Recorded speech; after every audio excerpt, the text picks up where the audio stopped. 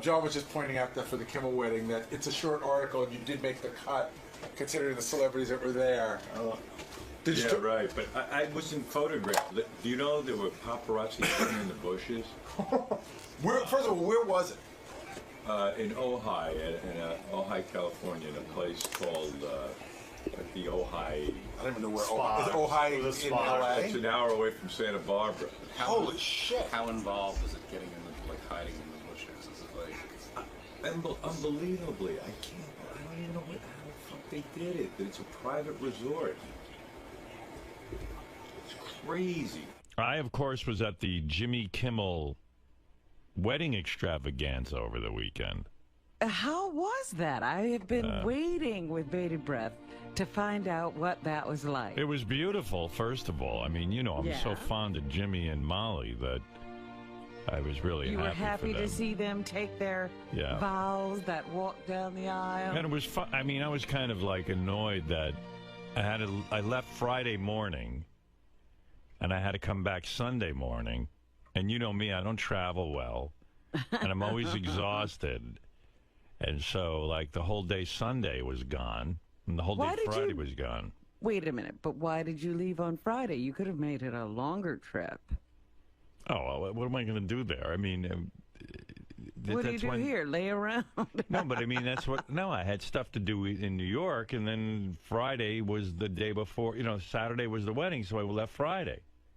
You know what I mean? I'm just saying that you did have the time to lengthen it so that it wasn't such a quick turnaround. No, that would have annoyed the shit out of me. I mean, what am I going to do? Like I hate being in hotels. But this was a nice place. It was in 𝗦𝗁, California, wherever that was. I had no idea where I was. Yeah, I don't know where that is. Yeah, we landed in Santa Barbara, and then took so about it's up north. Okay. Yeah, and it took an hour. Is that where that is? Yeah, no. That's above L.A. I thought north was Alaska. Well, if you keep going. Yeah. You mean if I go north from there, I'll hit Alaska? Eventually. Wow, cool. I should have done that because I went for a run. I didn't realize. I'm going to run to Alaska. I'll be back. And, you know, it was about 300 people, and Friday night was a big barbecue. You know, in a barn. And that was a casual kind of thing.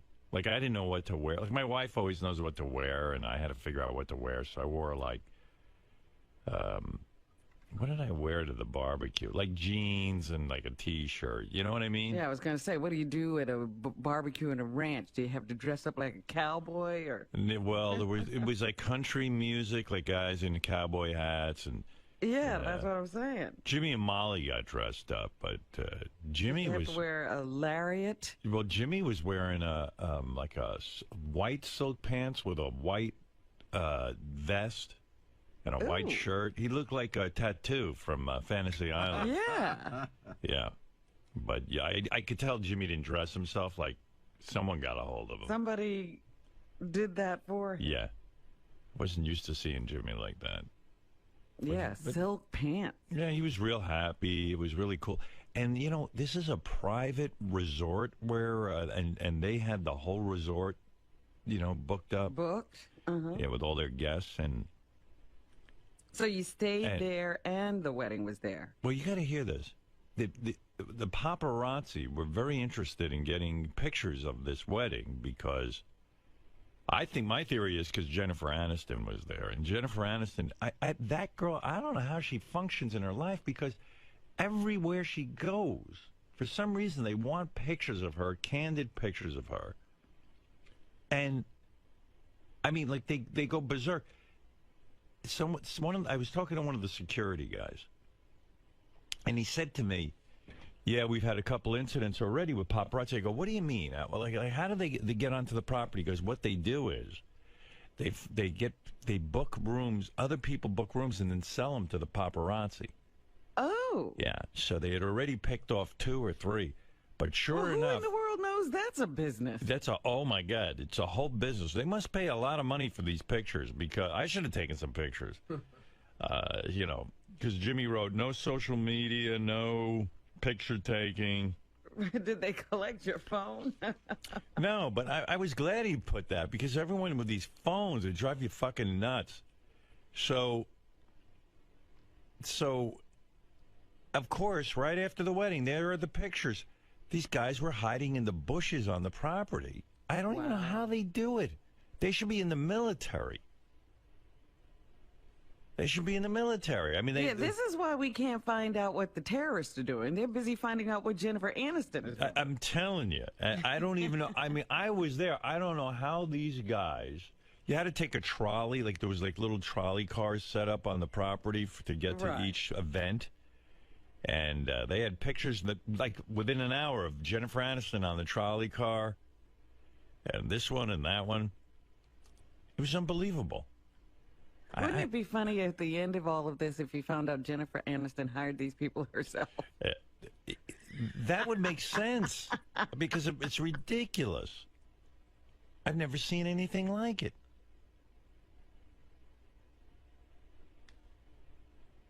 But that's a business out in Hollywood. Just following Jennifer Aniston. Yeah. Yeah. And it was quite, you know who I love who was there? Andy Richter. I love that fucking guy. Really? Yeah. When did you discover you loved Andy? I love him. You know when I discovered? I went back to my room. I go, I love Andy Richter. I did. It was so funny. I walked out. I got a free lunch at this place, believe it or not. My wife and I were going to go for a run, and then we wanted to lock our stuff up in the safe in the room, you know, in the hotel safe. You know, whatever it is, in your room. They have a little room safe. Right. Both safes in the room didn't lock. So I call up the security guy. I go, hey, I can't lock up my shit.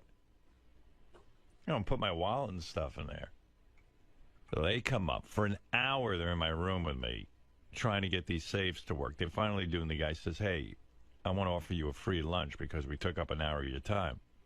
I was like, "Oh, you don't have to do that." Meanwhile, I'm such an asshole. I'm like, "What do you mean you don't have to do that?" I was like, "Yeah, of course he should do." I was arguing with myself. I try to be a sport, and I go, you don't have to do that." And I was like, fuck, I just spent an hour with security trying to get this stupid safe to work. Of course I deserve a free lunch.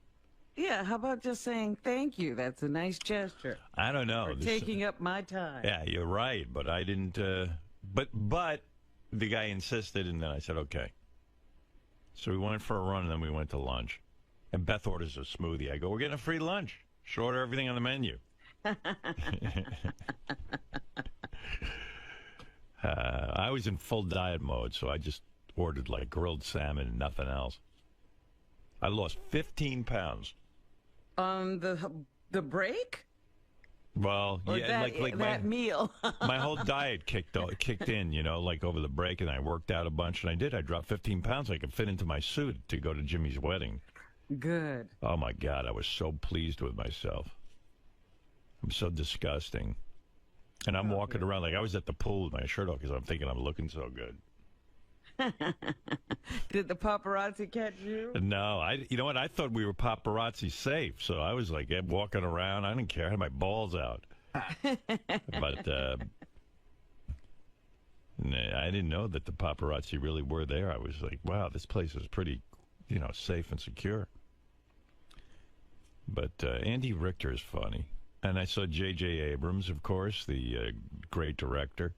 Mm-hmm. You know, he's working on the new Star Wars. I was asking him about that. Yeah, I did get a little. Secrets? Yeah. I put in my 2 cents. You told him what you would like to see? Yeah, I said, I like C-3PO. Bring him back. Let's see C-3PO.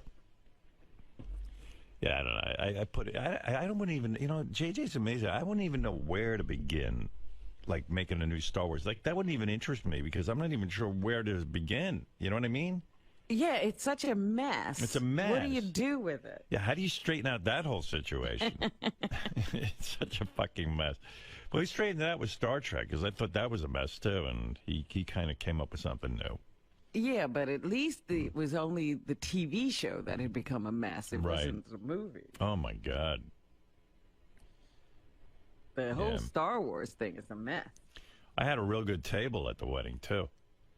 How do you tell if you have a good table? Oh, you can tell.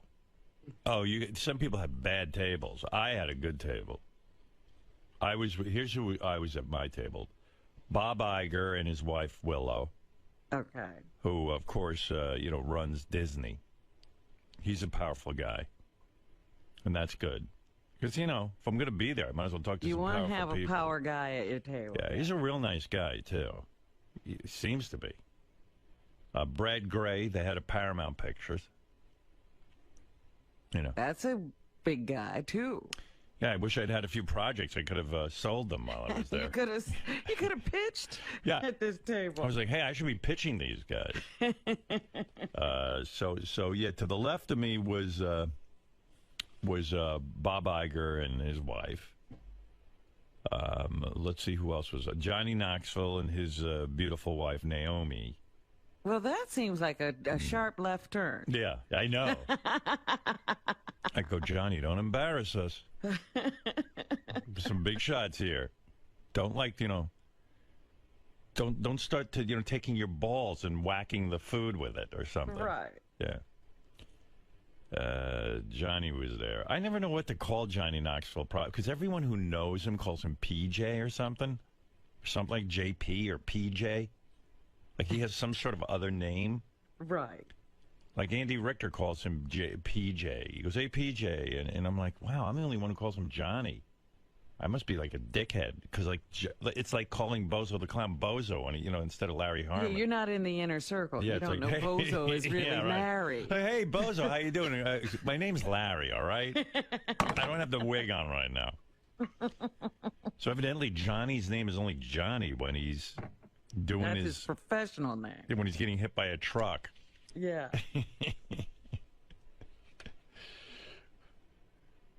I heard Don Rickles wants to go up to Johnny Knoxville and go, why don't you leave? Why don't you go out and get hit by a truck and do what you do best?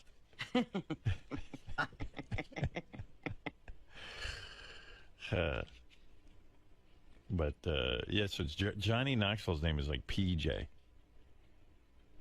Oh yeah, John. Here's a note. Johnny's real name is Philip John, so it's PJ. So I guess I should be calling him PJ, but I don't know how to make that move. Like I don't know. Well, he's never told you to call him PJ. I wonder what the move is. I don't know, but there seems like Andy Richter doesn't know Johnny Knoxville that well, and he's calling him PJ. And I hear everyone, hey PJ. But why would you know it's PJ? I don't know. Somebody has to tell somebody. So I go Johnny. But evidently that's shows that you're not really a friend.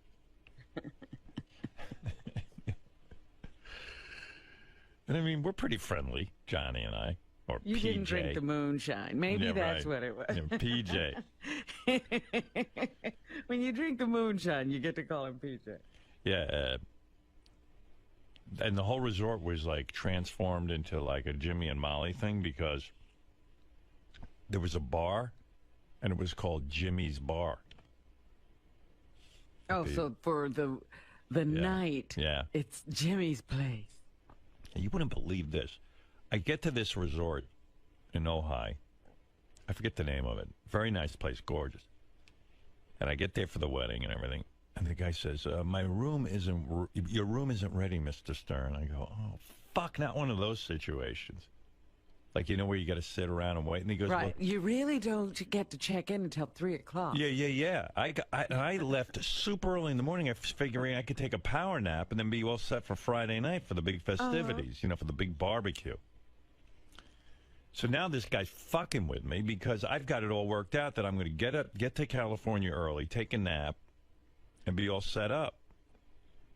Maybe even get some... Now you don't have a room. Now I don't have a room. They go, oh, well, Mr. Stern, we can give you a different room, but, then you can't unpack or anything. Yeah, because they're going to give you a holding room just to wait for your real room? I even looked at the guy and go, you got to be fucking kidding me. I'm the wrong guy to do it. I have a radio show. The rest of these dweebs don't. You can make them wait, but don't make me wait. It made no difference, though. I tried to throw my weight around. It didn't matter. No weight. No, I had to wait, so I'm just standing there. You lost 15 pounds, you had no weight. I'm standing there, and then, Beth goes, oh, I forgot my sunglasses, so we had to go buy a pair of sunglasses, and then I walk out, and Jimmy's in a golf cart driving around. He goes, oh, I heard you had to wait for your room. Let's drive around and look over the resort. while you're waiting, which was really good of him. I mean, I figured the guy's busy with his wedding, but Right, now he's your tour guide. yeah, but he wanted to show me around.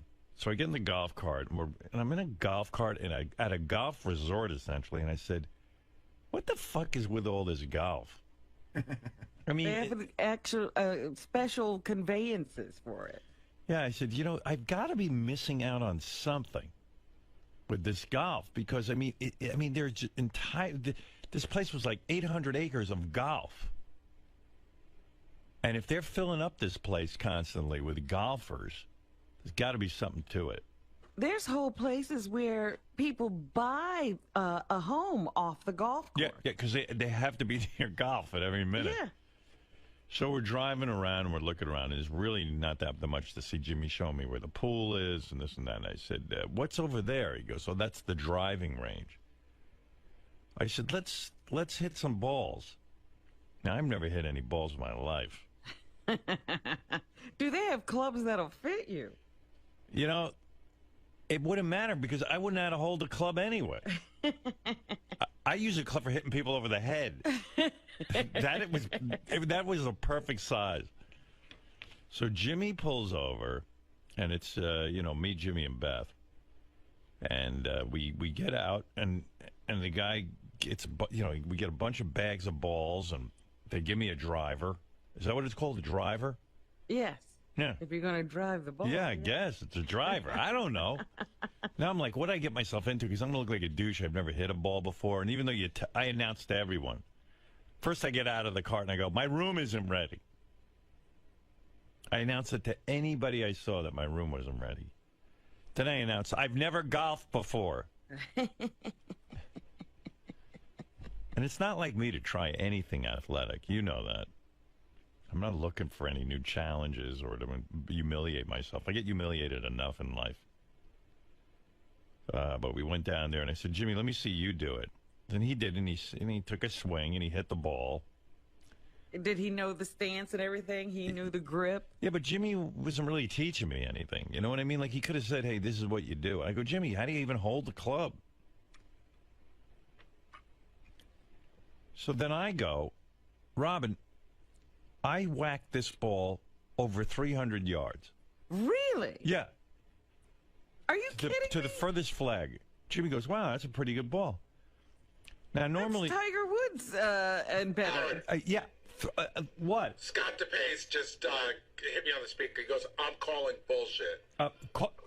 Scott, here's the problem. Beth was videotaping it. I got it on video. I got it on my iPhone.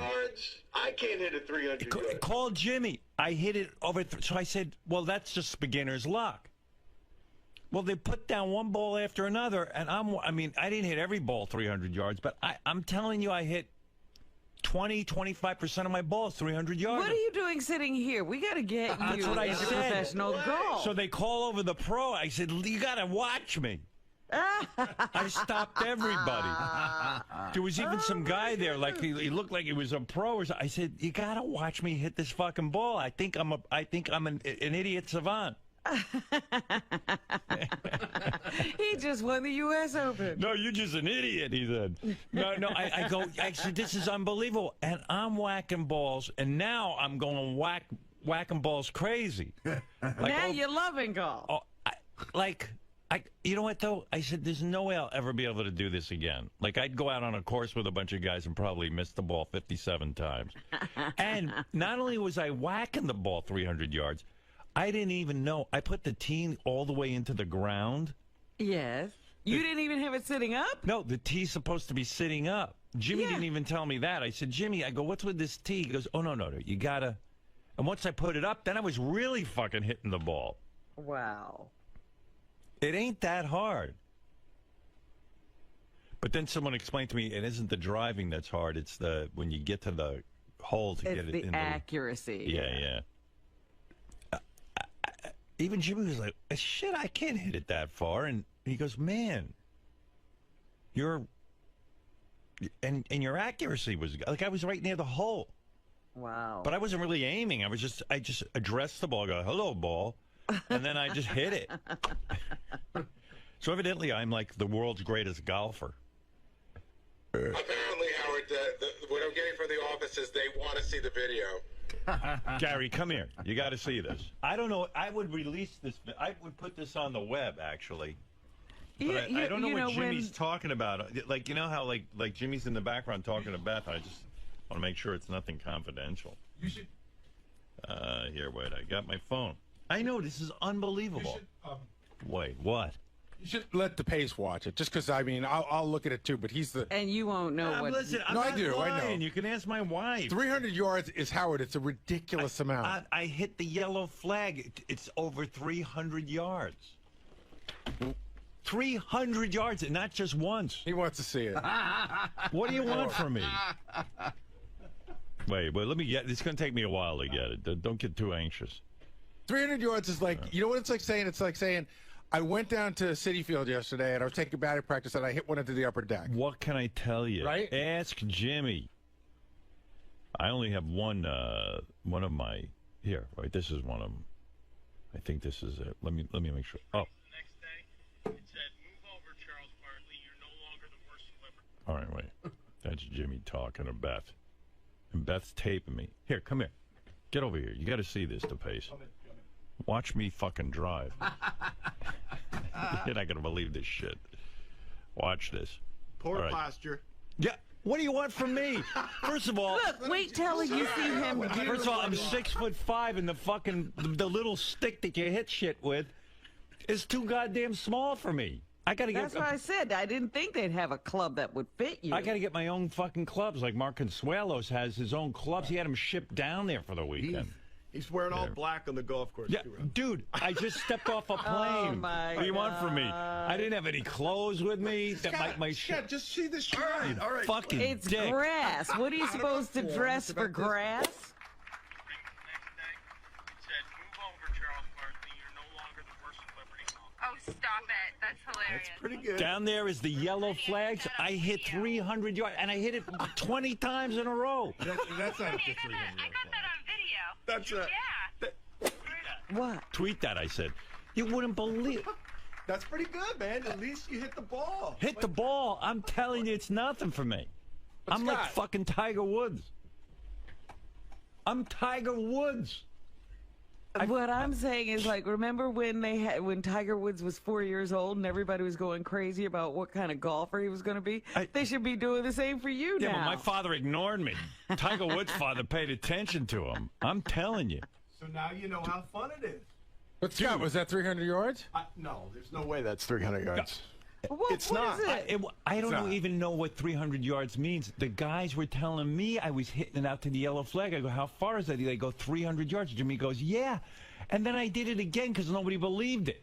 300 yards is the line of you're a great golfer. I'm a professional golfer. I would say that's about 200. Dude, Let's go play. Dude, they mark it off. I'm not telling you. I'm not making up the 300 yards. This is what they mark it off. The yellow flag is 300. The purple flag is 200. The shitty flag is like a black flag that's like, you know, whatever. Yeah. I'm telling you. Good job, man. That's all. You know, it's hard to even touch the ball when you're a beginner. That's good stuff. Yeah. But that's it. I'm retired now. Come on, let's go play. Could never, you know what? I could never do better than that. You don't understand the camaraderie, all the fun. You hang out for 18 holes. But I want to win. Yeah, I do too. You know, so like I'll never be able to do that again. That's got to be beginner's luck, right? I mean, it's got to be. Yeah, probably. Yeah. Or maybe you should actually try to play one game. Suppose you are the world's greatest golfer. I know. What if I am? And the only reason we don't know it is because you would never play a game. It's true. Who knows? I might be the world's greatest pianist, too. We just don't know yet. I won't try. Don't you think it'd be fun hanging out with me for 18 holes? Come on. I actually enjoy your company. Let's go do it. Yeah. All right. Have you really ever spent time with him? Yeah, actually, I have. Spent the whole weekend with him. We had a good time. Oh, you weren't alone. No, I had other... Are you crazy? I had other people there. I'm going to be alone with them. Golfer might be alone. But anyway, this guy doesn't play. What do you mean there's no way you hit a golf ball 300 yards? I know I did because everyone was there. And I got it on tape. You hit it You hit it off the grass and without a tee? No. I had a tee. I didn't know how to put it. I didn't realize the tee sticks up all the way. Like, I had it pushed all the way into the ground. Will you put it on Twitter or something so we can all see it? All right. All right. Oh, yeah. Hey, Please. Jason, if I send it to you, can you... I don't even know, but I don't know what Jimmy's talking about in the front of that video. He's just telling a story about Charles Barkley. Charles Barkley, but I don't know. Is that something that he... Charles Barkley is notorious for being a terrible golfer. Right. Charles had a show where he did like a 20-week show to fix his swing on the Golf Channel. Do me a favor, Gary. Just listen to the dialogue before you put this on the web and make sure that Beth and Jimmy aren't saying something. You can just take the audio out if need be, but I'll listen. Here, I'll forward this to you. Forward all. Include. Baba Booey. Gary Dell'Abate. That's his real name.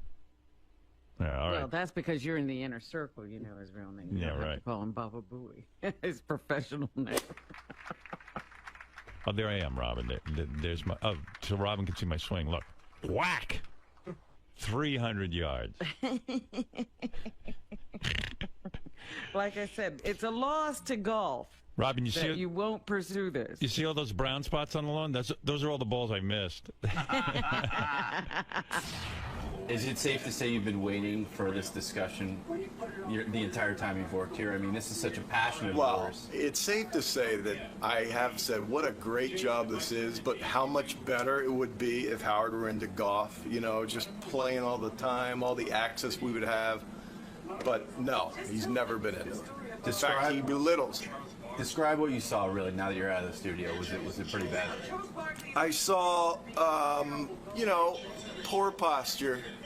I saw a guy wearing all black on a golf course and sort of a limp-wristed type, you know, look. He was sort of like this, and then he went up a little stiff, but then he hit the ball real crisp. It was real solid. So he was at least striking the ball well, because a lot of times you top the ball or for...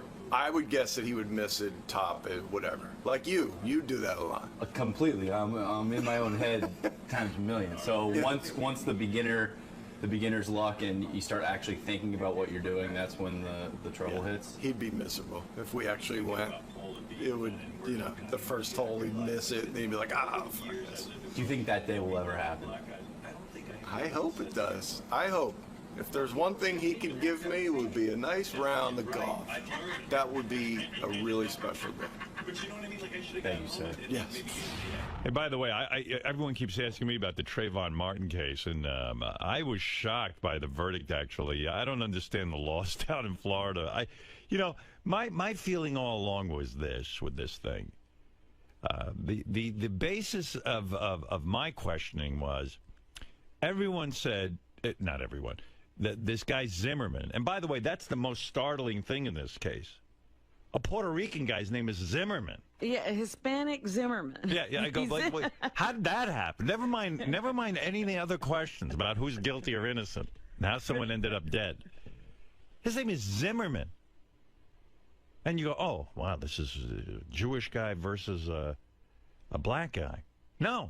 They go, he's a Puerto Rican guy named Zimmerman. That guy, fucked up world we live in. You can't tell what anybody is anymore. And the point is, it doesn't really matter. If I was a prosecutor, I'd come right out questioning even that. Sir, we need to know, how is your name Zimmerman and you're Puerto Rican? Anyway, maybe that was the argument. My take on this whole thing was, because everyone was asking me, what do you think's going to happen? I said, look, the bottom line is this.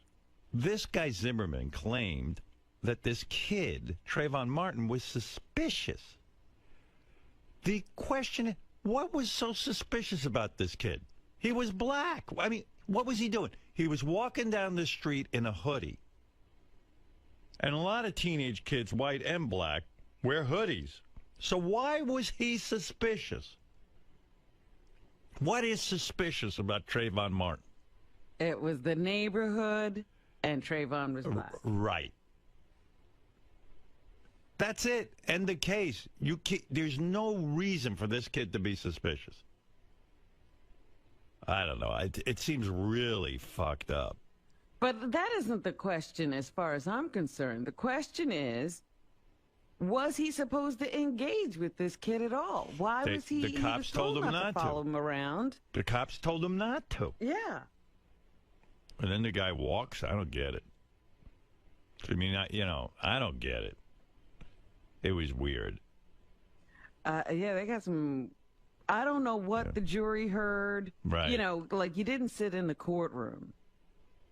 But they had, I remember a couple of days listening to testimony from some experts about, you know, what Trayvon was doing at the time of the gunshot. Yeah. You know, that they were tussling somehow, and Trayvon, you know, like one expert was indicating that Trayvon had to be attacking Zimmerman when the gun went off. Well, I'm just convinced that, like, if I was the prosecuting attorney, I wouldn't, you know what I'm convinced of? These juries can't handle facts. They give them too much shit to think about. I just would get up there. I simplify everything. I just go like this. Look, I'm not going to waste your time here. One question. This guy Zimmerman says this kid's suspicious. He wasn't doing anything except walking through a neighborhood. What's so fucking suspicious? That's it. And then I would have said, okay, the prosecution rests. But I'd love to ask this guy Zimmerman. Why did you take the stand? No, of course not. Why do you think this kid was so suspicious? What did he do? But it's not illegal to think someone's a suspicious person, Howard. It should be. I don't know, man. It's weird. So, but look, I wasn't on the jury, but anything I saw was. That's the problem why I can't sit on a jury, because I already make up my mind within 3 minutes. No one can change my mind. You don't have to hear the no, I never have to. Testimony unnecessary. Let's get out of here. I pretty much know the answer.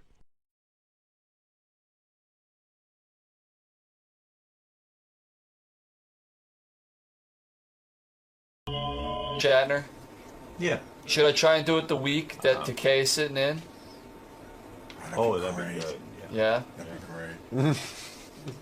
Hi, Bill. Hello. Hello. George, how are you? What were you I was trying to, I was trying to go. I have 20 minutes with Gary in the morning, and George walks in and says, "You're not going to believe where I was." I go, "George, what is it?" He goes, "I was in Italy, and everyone there mentions Howard Stern." Really? In Italy? Which is insane. No one's mentioning Howard Stern. I did not say everyone there mentions Howard Stern. You have a lot of fans. There were Americans that came up to me and sidled up to me and say, "Oh my," or "dry oatmeal," and I know exactly where they're coming from. Well, George started. I said, "George, on the air, talk on the air. Don't talk to me before the show. There's nothing that interesting." I gotta save it. You gotta save it. That's right. So what happened? You and Brad went on a vacation? 2 weeks, because I've been working all year long. And I thought are you referring to Heroes? No. It's Super over. Ninjas, the Nickelodeon show. Saturday nights, 8:30, every Saturday night. Is this a major role for George Takei? Is this a role where it would take... When you say you've been working hard, you mean every day on the set? Not every day. It's like Charlie's Angels. I'm Charlie. Right. I'm the ninja master.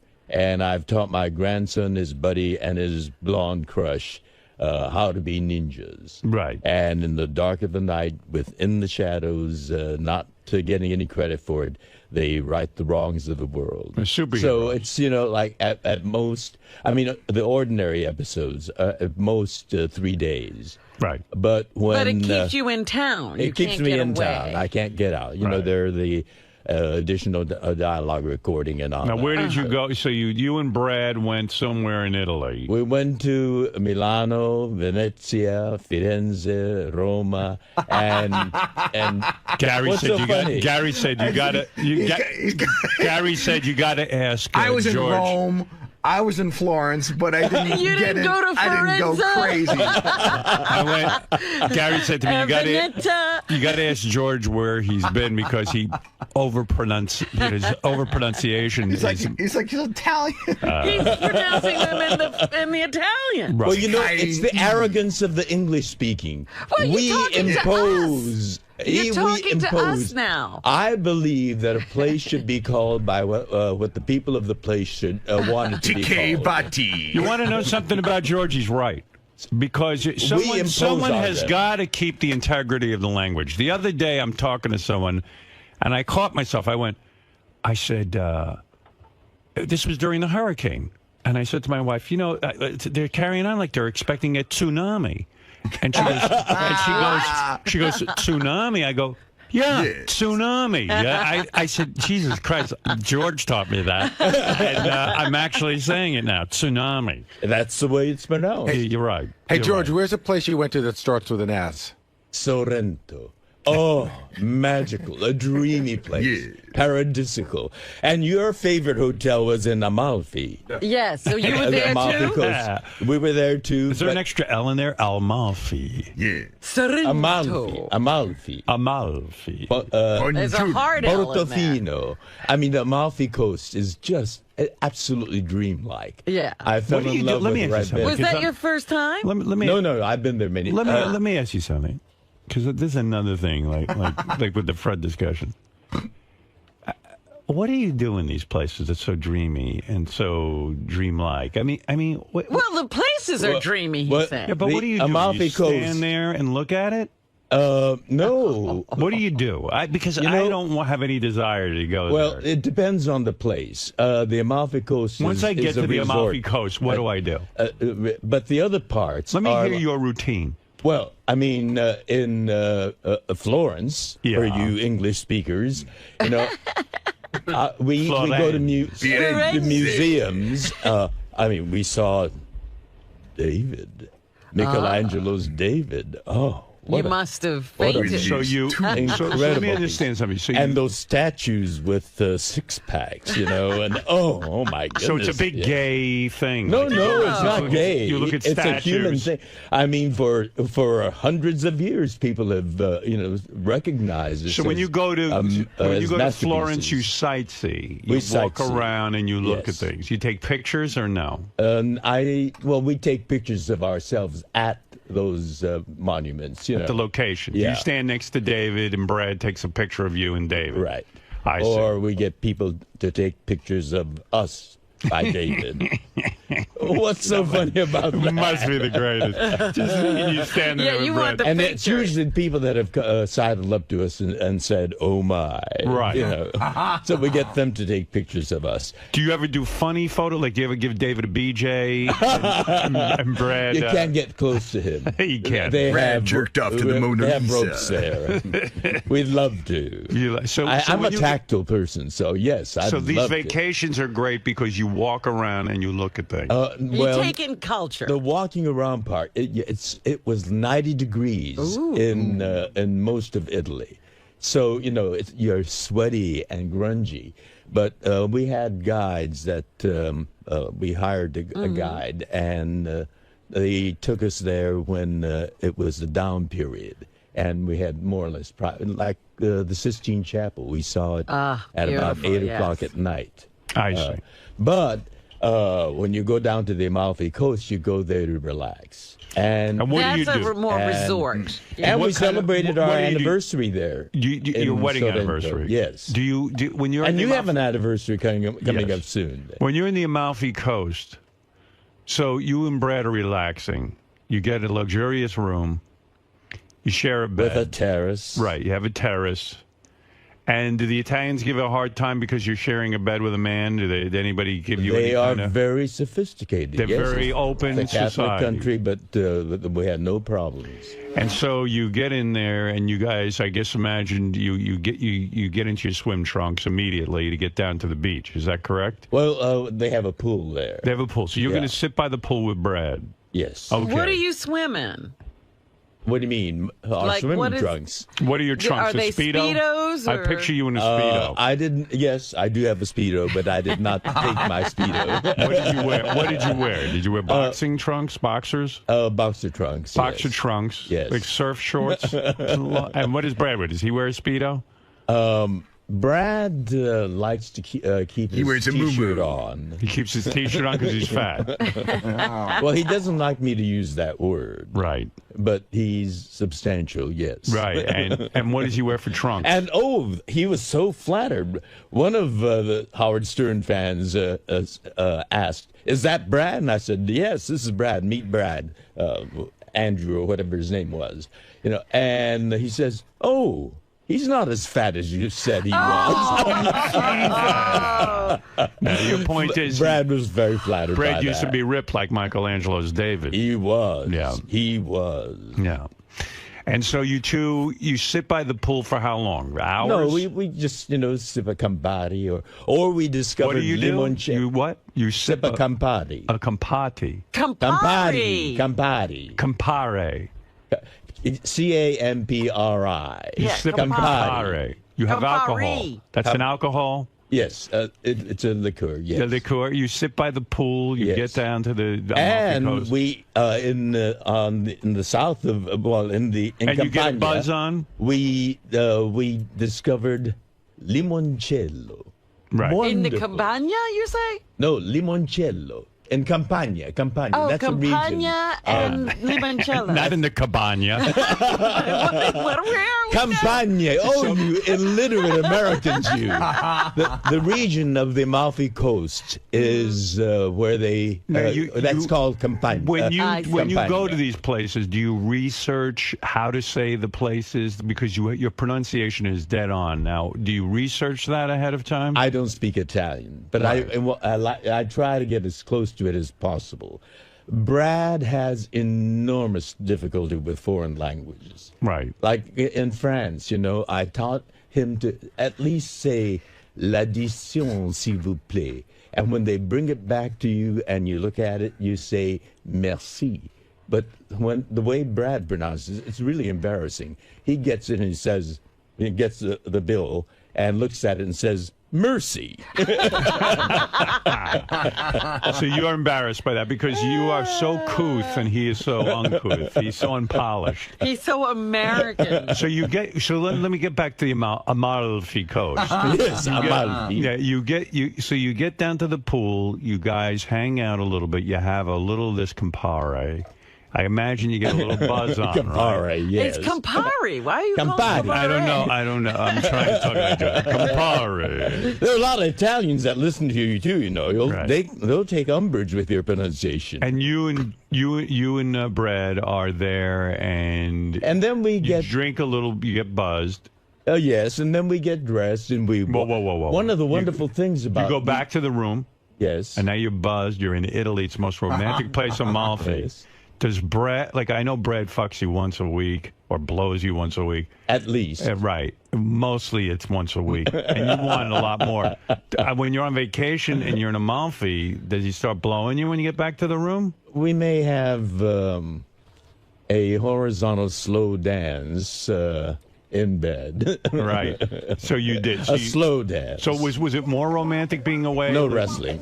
Was it more relaxed on vacation? Oh, yes. Yeah. Oh, yes. So you got blown a absolutely. couple of times during the 2-week period. And then we get dressed and we walk around. And the wonderful thing about these villages, of Campania is the charm. I mean, the cobbled street, the That's what narrow I'm saying. I mean, did he alleyways. at least get a little romantic? I mean, Yes. a little more because you're in the same room. Absolutely. Yeah. You get back from the pool. You got the Campari.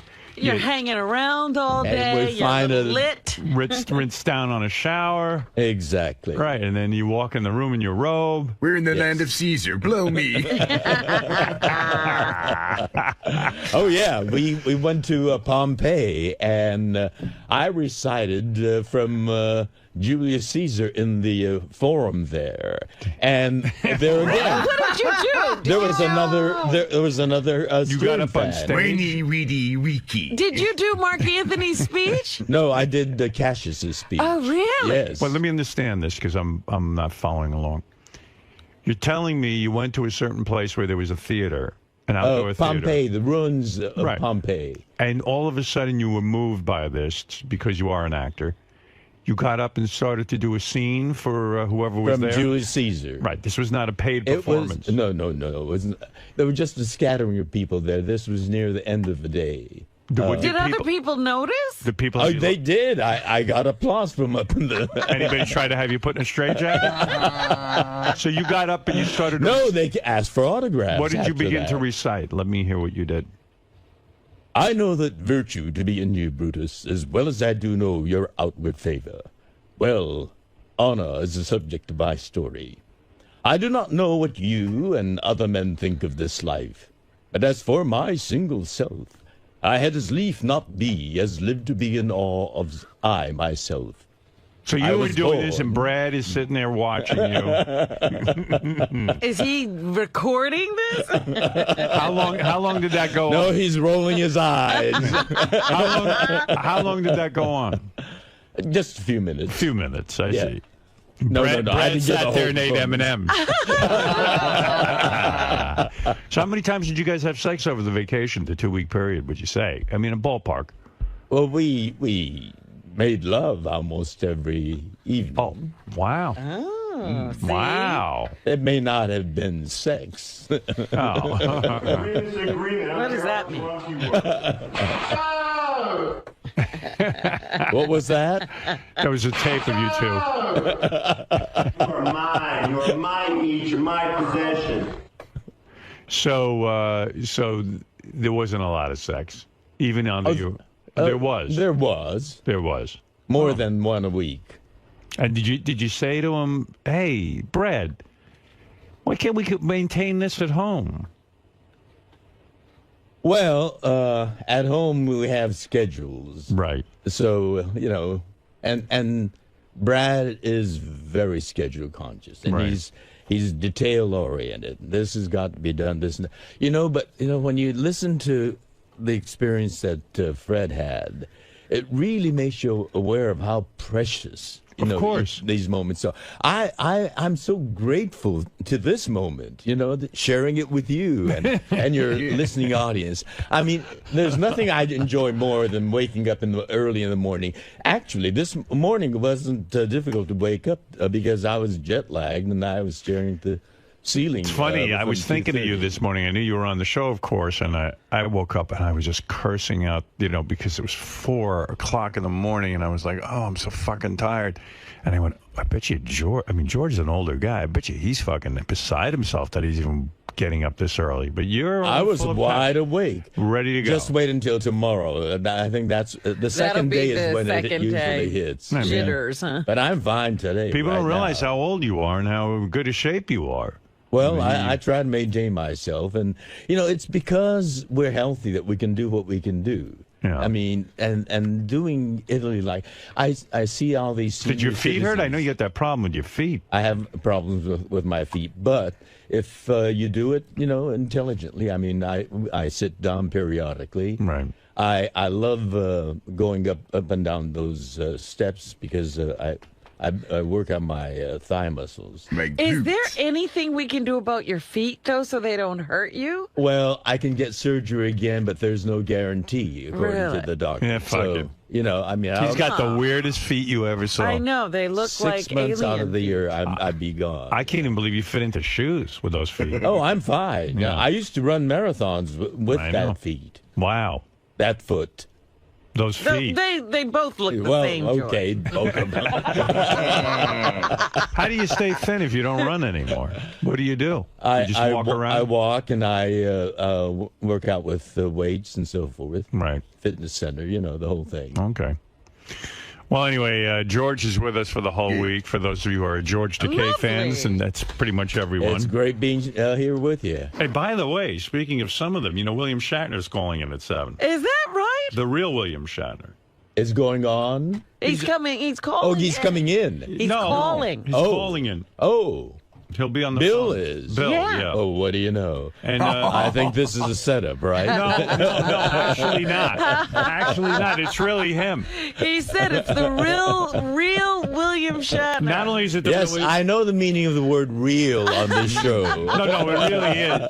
It really is. How are we going to convince George? Really, really, really is. I know, yes. He was scheduled to call and he's promoting something, and you were, of course, scheduled to be. It wasn't a setup. You know, if you got him in the studio, that would be then something. I would believe it. Right. Because you did have Maybe him even in the not studio then. when I phoned in once. You Right. got me to phone in.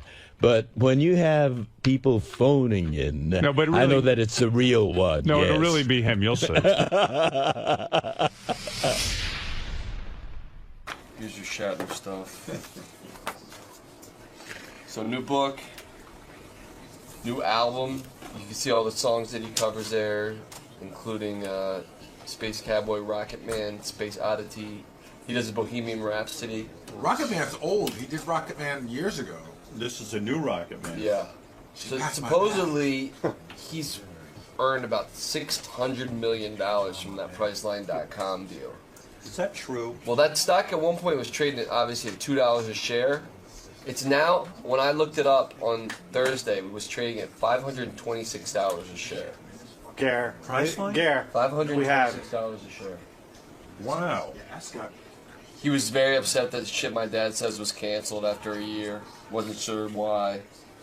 See, he's treated like a hero when he goes to the Comic-Con conventions. He supposedly charges Why? Because of Star Trek? Yeah, he supposedly charges $75 for an autograph and $95 to pose for a picture with a fan, for a professional picture with a fan. You know, he has that Shatner Raw Nerve. It's that interview show he does on Bio. Right. He interviewed one of the snipers from Washington, D.C. And that whole thing, which was like a big get, like, you know, no news agency was even able to get them. Must have been a Star Trek fan. He says he's finally admitted that he thinks he's too old to be in J.J. Abrams' Star Trek movies. He doesn't think it would work. He set his principal's car on fire in high school, and he also said he was very lonely growing up. And his father didn't want him to become an actor. And he just turned 80. It's amazing. William Shatner is a very big star. He is always promoting something. He's a hardworking man. And despite what George thinks, George was booked to come here and William Shatner was booked. I did not do any kind of setup. This was not a plan. Yeah. Bill. Howard, that conversation was unbelievable. You know, isn't that something? That is a classic, man. That is unbelievable. It is very funny. In fact, it's odd because I looked over and, you know, and honestly, I did not plan it this way, but George is here. You know, he comes in and does announcing for us. I didn't plan it, and he was laughing at that, and Well, you were he laughing. doesn't even think the real William Shatner will be calling in. George, I assure you it's still real William Shatner. You I know. He sounds very real. Here we go again. Here we go again. Yeah. Well, you know, You're very good, Bill. I'll play along. no, it really is Bill. Yes, of course it is. It is. It's Bill. Hi, Bill. How are you? Cops are after me. Open the studio with you. George, do you not believe that's William Shatner? What? No, it sounds very much like Yeah, it. it is. Yes. It is him. It is the real William Shatner. It's the real one. It yeah. is the real one. I love the real one. Bill, I'm sitting here, Mr. Shatner. I'm sitting here reading that you are promoting a brand new record album. Yes, my. I'm calling you. I mean, you and I are buddies. I haven't seen you in a long time. I know. And I would call you at any time, but not at 4 o'clock in the morning. Right, but what I'm saying is, why are you on? I'm looking at the different songs you recorded on the new album. Unbelievable. Why are you doing Rocket Man again? You've done that already. I know. Was it time to bring that up again? Exactly. What was wrong? So that, but that isn't the only song. My God, man, Ian Pace is on the record. It's called "Seeking Major Tom," and it drops October the 11th. And Bootsy Collins and Patrick Moraz. Hey, Brad Paisley, Sheryl Crow, and Lyle Lovett are on the record. There's never been a collection of musicians that have been on one record. Ernie Watts, Warren Haynes. But why did you record Rocket Man a second time? I mean, Richie Blackmore, Candace Knight. Are you kidding me? Is Rocket Man like the only song you know? Frampton, John Welton, Wayne Kramer, Carmen Appice. Come on, all these people. Carmen Appice. Appice, yes. What did he just say? Appice, but I'm not sure. Maybe he's right. Bill. Has Carmen ever told you how to pronounce his name? Bill, why? Has Carmen ever asked you to pronounce his name? No. No, me neither. So how do you know? I don't know. Bill. How do you pronounce Nick Valenci? Valenci? Yes. How do you Edgar pronounce Furrow. sabotage? Dave Davies? That's why. What about sabotage? How do you say sabotage? Which do you say, honestly, Bill? Sabotage or sabotage? That's the way. I'm calling you from Toronto, and it's sabotage up here. So, where did you learn the expression, my record drops? Yeah, I that know. was interesting. And why does it drop October 4th, October the 11th on a Tuesday, and the book, Shatner Rules, which is a great book about the power of saying yes, drops October 4th. Why do they use those terms? Did you write this book, Bill? Why on a Tuesday? Bill, did you write the book, or do you have so many books out? I wrote the book. Who else could write the book? Right. This is not a novel, though. It doesn't sound like a novel. No, it's a book about things that I've done and the power of saying yes. Bill, why do you work so hard? I'm serious, and I'm not making a joke. No, all right, so I'll be serious. What is this with the books and the DVD of the Captains on the 18th and a one-man show on the 19th? Yeah, I don't even know where to begin asking you about these things. What a DVD of the Captains? Well, I directed a terrific documentary. Got great notices. We opened it on the aircraft carrier, the aircraft carrier, the Intrepid, a couple of months ago. The sun is setting in the New York harbor, and there's a huge screen on the flight deck of the Intrepid. 1,000 people are sitting there watching the documentary, and the skyline of New York behind. Can you imagine the beauty? And there's a DVD of that very well-received film called The Captains dropping on the 18th. Now the DVD is dropping. That's right. So there's a record. My question, Bill. Record, a book, a DVD, and the one-man show. My question is this. Yes. You still love working, obviously, because you're involved in all these projects, and yet I read, and tell me if this is true, and this is something that we went over a long time ago. The Toronto Sun reported that Mr. William Shatner made $600 million from his decision to take Priceline.com stock as payment to the companies, as payment for the company when they hired him as a pitchman. You know, all right, let me explain it. You know, I'm the spokesman for Priceline.com. Right. All right. And they paid you in stock. They paid me in stock a long time ago. And the stock then there was the bubble. Yes. Right. And the bubble went up, and the bubble crashed. Right. So the stock came out at, I've forgotten, $1. It went to hundreds of dollars. Right. And before the people involved who had stock could get rid of the stock, could sell the stock, the bubble burst. Yes. It was worth pennies. And what is the stock worth today? I think $500-600. $526 a share. Right. Really? So everybody got rid of the stock at pennies. Oh, so you got rid of yours? Of course, everybody did. But why not? And then you went back as a spokesperson for money. Right. Well, we continued. Yeah. Well, they paid me per year. High and sell low. Yes, but Bill, Why didn't you Put your foot in that guy's mouth. Have you guys gotten any closer to liking each other? Any I love George. Are you serious? And I love you too. Don't we just exude? Our love is different. I mean, it's so crazy. I have pleasure in the theory of love, and your practice of love is different from mine. Do you know George? There are psychotic people that you love as well, don't you? That's right. There are iconic people that we love together. That's true. Have you guys ever run into each other anywhere? No, the only way he'd run into me is with a car. Did you run into me last month? Did I run into you last month? Yes. No. Oh, there you are. This is the real Bill Shatner. So what happened, George? Real. Let me ask you something. What Wait a second. You were at that Las Vegas that's absurd. convention. Did I run into you? No, that's the real Shatner. George, that's absurd. Did you see Bill Shatner last month? I did. At Where a did Star you Trek convention at a Star in Trek Las Vegas, and we crossed in the hallway. We crossed paths, and Bill didn't even notice you. I didn't notice him. It was the real Bill, the very real flesh and blood Bill. Did you say hello? Who said hi, George? And I looked, because I was in conversation. And I looked and I said, "Oh, hi, Bill," and we were like ships in the night. That was it. Yeah, that was it. Bill, do you not remember that? Well, I was directing a documentary for 5 days called the documentary is called Fanatics, and it's a look at why fans come to conventions, and it's going to be another, I think, a terrific film that once we finish editing it.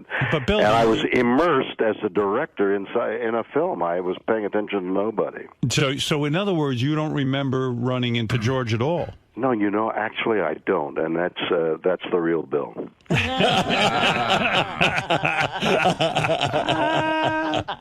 I love that you two have this feud. I love it.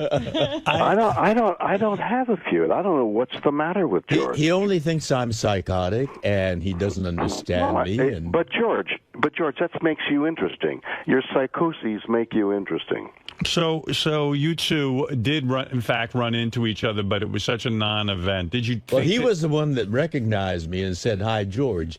The convention hallways, they're really wide hallways, and I had about 3 or 4 people around me. Yeah, sycophants, I believe they call them. Sycophants. Right. No, they were the people that were with the convention, and they. Hustle. Do you resent that Bill gets way more money for his appearance? No. He was the star of the show. Do you know that Captain Kirk? Bill, is it true that you get $75 for an autograph and $95 to pose for professional photos with fans? We don't do that kind of thing. You don't? Well, I mean, professionally, that's a sort of a cheap thing that people. But there was this whole. Wait a minute, Bill, because there was this whole list of charges that were put into an ad we were reading. I can't control those ads. I mean, my hands are tied. George, all I can do is the genuine Bill Shatner does that. All I can do is conduct publicity for a book called Shatner Rules. Shatner Rules, October 4th. George, what do you charge for your autograph? I think no, I don't charge. It's the convention that charges it. I think they charge $45. $45. So Bill gets $75 twice. Wow. But remember, there was also like a private reception with Bill for like $500. What has this turned into? I don't know. I'm just trying to find out what's going on. Howard Stern got $100 million. Let's talk about that. Do you notice how cheap the programming is? Bill, my point is you don't have to work that hard. That was what I was saying. You have a lot of money. The point. I don't. But by the same token, Howard, you're doing what, 5 a week? No, 3. Oh, really? What's happening on the other 2 days? I'm relaxing. What What are you doing? I'm resting up. Right, with your feet elevated because your ankles are swollen. Oh, they actually are. You have no idea. Well, I mean, cut some hair. I mean, God, why are you working so hard, Howard? I'm not, actually. You got $100 million. The rest of us are running around trying to sign an autograph. In other words, your point is it isn't about the money. You enjoy working. Listen, this book is all right, the book is called Shatner Rules. The record is unbelievable. Shatner Rules. Your guy. I don't believe it. That's how unbelievable it is. What don't you believe? What don't you believe? He said it was unbelievable, so I'm agreeing with him. Bill Shatner's new book, Shatner Rules, your guide to understanding the Shatner verse, so to speak, and the world at large, is in stores October 4th. Bill, it drops. It drops. And that's exactly with a right. thud. And what drops, Howard, what drops October the 11th? Bill's new album, Seeking Major Tom, hits stores October 11th. I haven't heard any of the tracks, but it does. How come we're not playing tracks? I don't have it. You don't have it yet, but it's coming out. It'll be out there in the next few days. Well, will you come in and sing a song I'm for coming us? to New York. I'm coming to New York to do publicity for it, and you'll drop a song. And I don't think George will be here. I don't think I'll come then. You want to be here when George is here. I got to be there when George is here. Right. Well, let me just tell you, I'll update you on George since you guys never talked. George just got back from the 𝗦𝗵cie coast. He went on a love romantic 2 weeks with his husband, Brad. Oh, great! That's the gentleman he married without inviting me. Right. That's right. You did get an invitation, Brad, Bill. See, now there. And you made a big issue of it. Talking about. And by the way, Bill, he's confusing me with Brad, and that's the problem. And would you have ever made love to William Shatner if he announced that he was gay? I love him. I said on the air publicly, I love Bill Shatner. Yes, but Bill said publicly on the air that he thinks I have a psychosis. All right. Yes. Well, Yes. I think that hasn't got much to do with love. You can love a person with a psychosis. Well, there's something wrong with that person then. I'm not saying I'm not psychotic. I'm saying you're psychotic. Bill, also, the TV comedy, The Shit My Dad Says, was canceled. What happened there? I don't know. We had 11 million people watching. We were in the top 20. That's a hit. I think that the things that CBS had to do with 2.5 Men, and by the way, I'm doing the roast, the Charlie Sheen roast on Monday. I'm appearing on the roast. It's very, very funny. It's funny, but it's sort of sad, isn't it? Well, I didn't get a feeling of sadness there. He was up and at him, and they had some really fun people to mock him. And then you know what? But Bill, seriously, in your career, you've been very wise. When you latch onto something good, you go with it. You milk it. You did. Well, the that's Star showbiz. You never know when the next successful. You're right, and you're grateful for when you get a hit show because you know how difficult it is. Yep. Do you look at a young punk like Charlie Sheen and go, you know what, son, you pissed away a great opportunity. Do you want to just shake this guy? Well, honestly, I think a lot of people wanted to shake Charlie. He's very talented. He's a personable guy. He comes from a wonderful theatrical family, if you will. And, he got caught up. But there's a crazy intelligence there somewhere that, even when he was on his tirades, he was having fun and he was coining phrases, and we still talk about it. And so, yeah, he had an opportunity. He was there 8 years. I presume he saved some money. I mean, he was being paid so much. But when you see a guy like that spin out of control, you know that it's like, you know what, you should count your blessings sometimes and say, wow, I'm a lucky guy. And a lot of people in show business would give their left arm for a job like that. And the left thing that dangles between their legs. That's right. And so you sat there and you roasted him. Now, what do? They write jokes for you and you sit there and read them? That's a terrible way of putting it. First of all, you're standing. Right. Essentially, they write material, and you deliver it. I had Michael Tyson on my left and Steve-O on my right when I was sitting on the desk. I had more damn fun.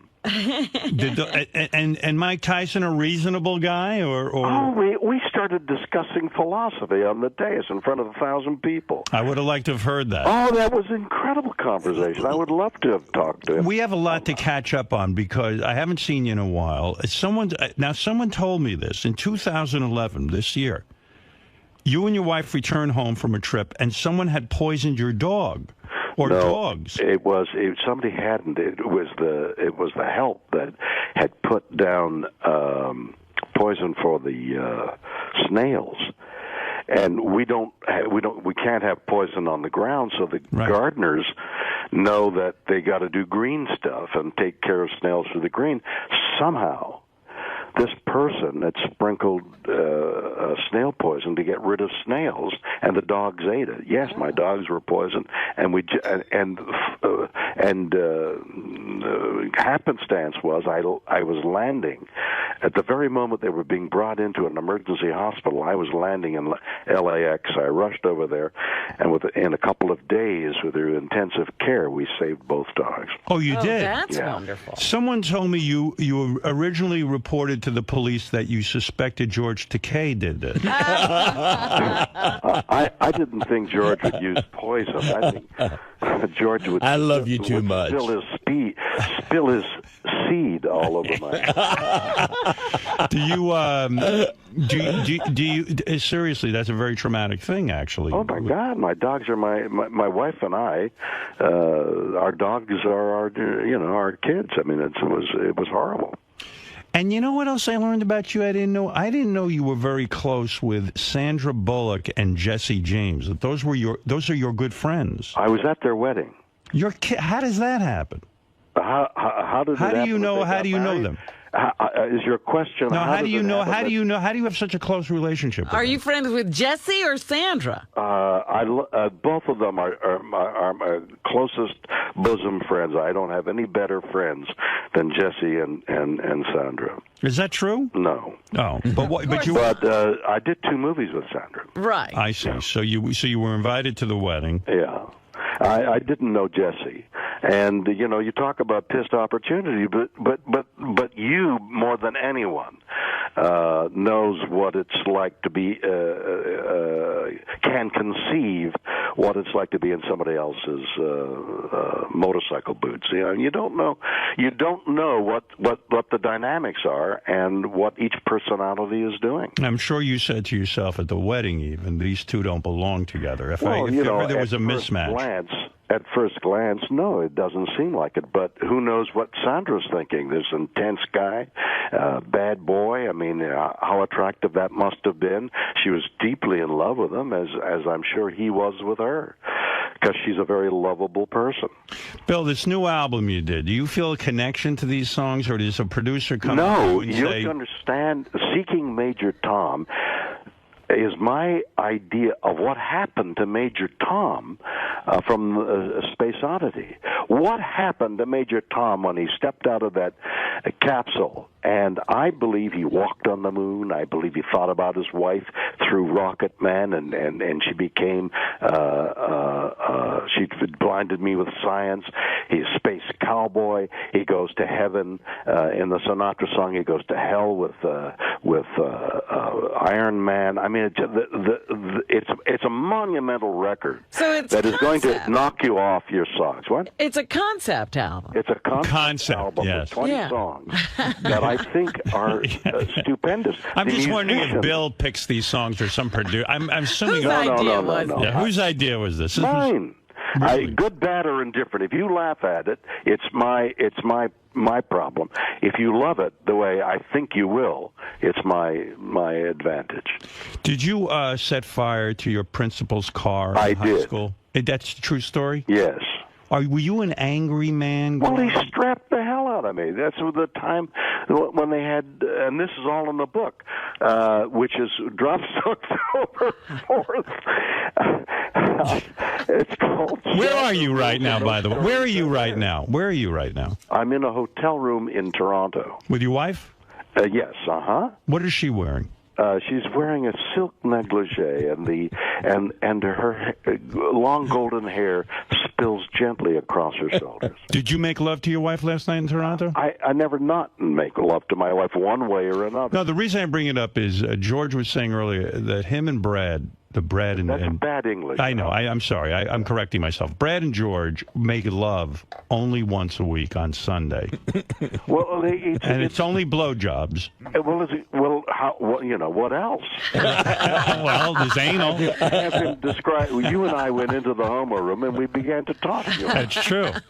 But seriously, that's good for is your love life still? It's good for his prostate. No, I don't have any trouble with my prostate either. How often do you and your beautiful wife make love? So, I mean, it's uncountable. Sometimes as quickly as a rabbit might.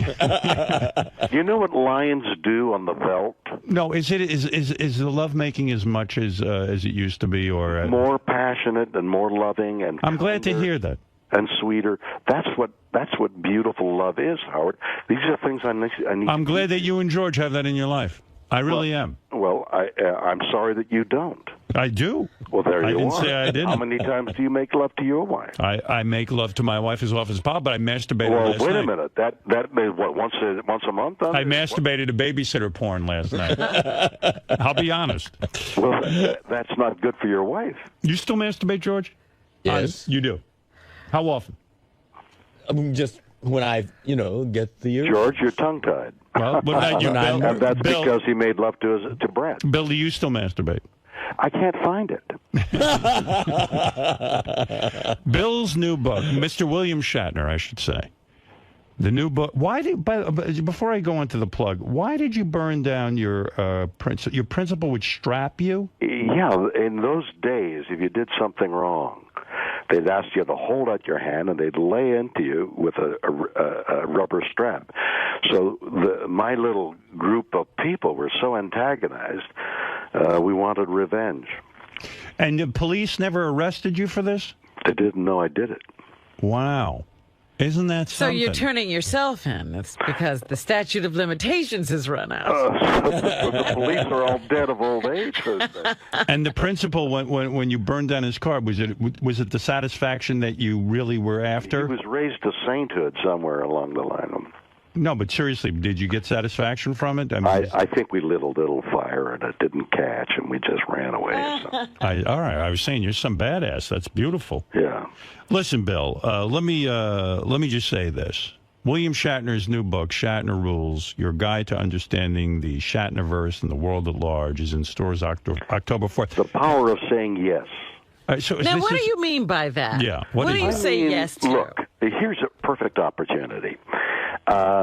Years ago, uncountable years ago, somebody said, "Be on the Howard Stern show," and I was warned not to go. I mean, it's terrible. He'll rip you apart. When I said yes, and in that time, Robin, you were there. Yes. Over the years, 20 years. It's been a lot more. It's been a long, long time. You and I have known each other. What would have happened if I had said no?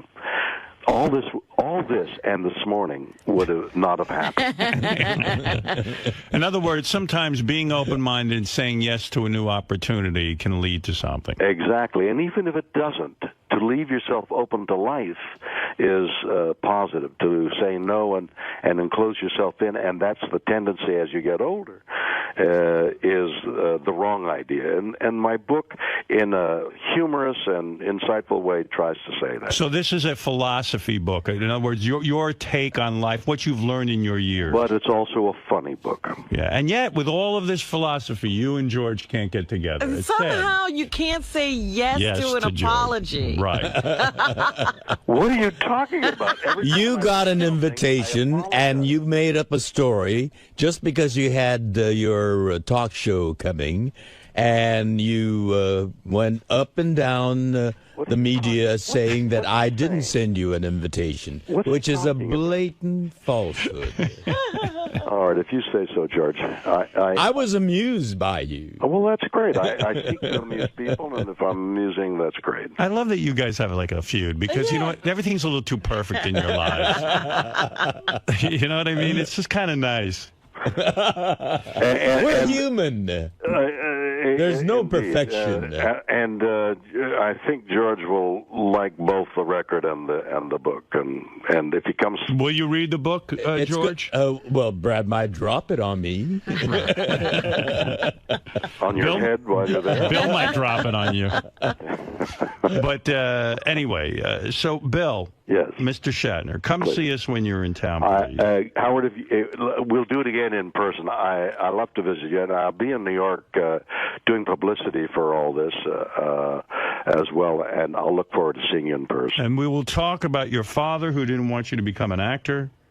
We will talk about your lonely days in high school. We'll talk about how you were bullied and how lonely you were. Now, if George knew all these things, he might have some compassion. Well, George can learn about sympathy for him. in Shatner rules. And I will. I'm interested in your philosophy. Well, let's talk about it. All right. Very good. All right. Thanks for calling. George, hello, and pleasure to talk to you. The two of you guys, I can't wait to see you in early October. And I can't think wait. You are genuine. Yes, you are the real, genuine Bill. What is it, Gary? Hey, all the guys in the office wanted to know if you would ask them about the Schwarzenegger story. Oh, yeah. Hey, I got to ask you about that. I almost forgot. Here's the story I heard. Yeah. You were somewhere having breakfast or lunch. I don't know what it was. That's true. Okay. You were having breakfast or lunch. Arnold Schwarzenegger was at a table. That's right. How do you know all this? Because I read about it. How the heck did you? But this is crazy. William Shatner goes up to say hello to Arnold Schwarzenegger. Yes. He was excited to say hello. You know how people in show business will do that, even though they He does it. I've seen him working Right. at a restaurant. He goes up and talks to anybody who's famous. And Arnold Schwarzenegger blew off William Shatner. Like, how? Treated him like shit. Really? No. Yeah. He did. I don't wonder where you read that. I read it all over the place, actually. And that Arnold Schwarzenegger afterwards had a conversation with his son, and he goes, "Who the hell was that?" Oh, he might have said that. He might have said that. And the guy goes, "Dad, that's the captain. It's William Shatner." And he listed all your TV credits, everything. And Arnold goes, "I don't know who that is." Oh, and it's possible. Why not? I mean, he doesn't know anything about politics. Why would he know something about me? I know Arnold Schwarzenegger. I've had many conversations with him. Really? It must have been a very slow-paced conversation. Bill, what happened? What is the truth of what happened there? Well, the area was an area I used to take my girls, my own children, these many years ago. Well, it turns out that my grandchildren and my kids and Elizabeth and I all went to the same place the other week. It was a magical place where I took my kids. I'm taking my grandkids, and we're sitting around eating and. Over at the next table is Arnold and his family. They're doing the same thing. It's like a family place. So after my kids left, they went their way. Lizzie and I were going home. I dropped over to the table and said, "Hello." Yeah, Bill Shatner. Yeah, and he kind of vaguely, I thought he might not have recognized me. He didn't blow me off. He shook my head, hello, and then I went my way. But for you to know that story is like, I'm trying to figure out how many of his kids were at the table? Arnold's? Yeah. Well, he had his son there, and they were separated by about a yard. I mean, you're sitting beside your son, and you're separated by a yard. I thought that was strange. Yeah. And as I was leaving, 3 or 4 very muscular guys carrying food were on their way back to that table. I sort of looked behind me as they joined him, and that was all that took place. Now, how the heck do you know that? Because it was in the newspaper, and but who could have reported that? Everything. Gary, where did we read that? It was crazy. And then what it said in the paper, what the point of the story was that Arnold, I guess they had Arnold's conversation with his son afterwards. I guess someone overheard it. You know, we got it from a kid that was sitting at the next table, blogged the whole thing. Oh, right. Sitting at the next table? Some kid witnessed the whole thing and blogged it. Oh, for God's sake. And he blogged the conversation afterwards and it was terribly awkward, they said, where Arnold was like, I don't know. No, it wasn't. It was a guy's, I thought, there's Arnold Schwarzenegger. I've met him on one or two occasions, as many as I've met George, I think, and I went over just to say hello. Can I tell you something? That didn't penetrate. But it seems like it was sort of weird because I never ever go over to somebody's table. The one time I did, I was with my wife. We're at a restaurant, and who's sitting there? Heath Ledger at the time with his wife. And so I was a big fan of his performance in Batman, where he played the Joker, you remember, and I thought he was great in Brokeback Mountain. Yeah, he was. And, my wife's there, and I wanted to be a big shot. I wanted to, she goes, oh, don't you know him? I go, play that game. I don't know him, but I know Michelle Williams. She was on my show, and I could go over and say hello, but I don't do that kind of thing.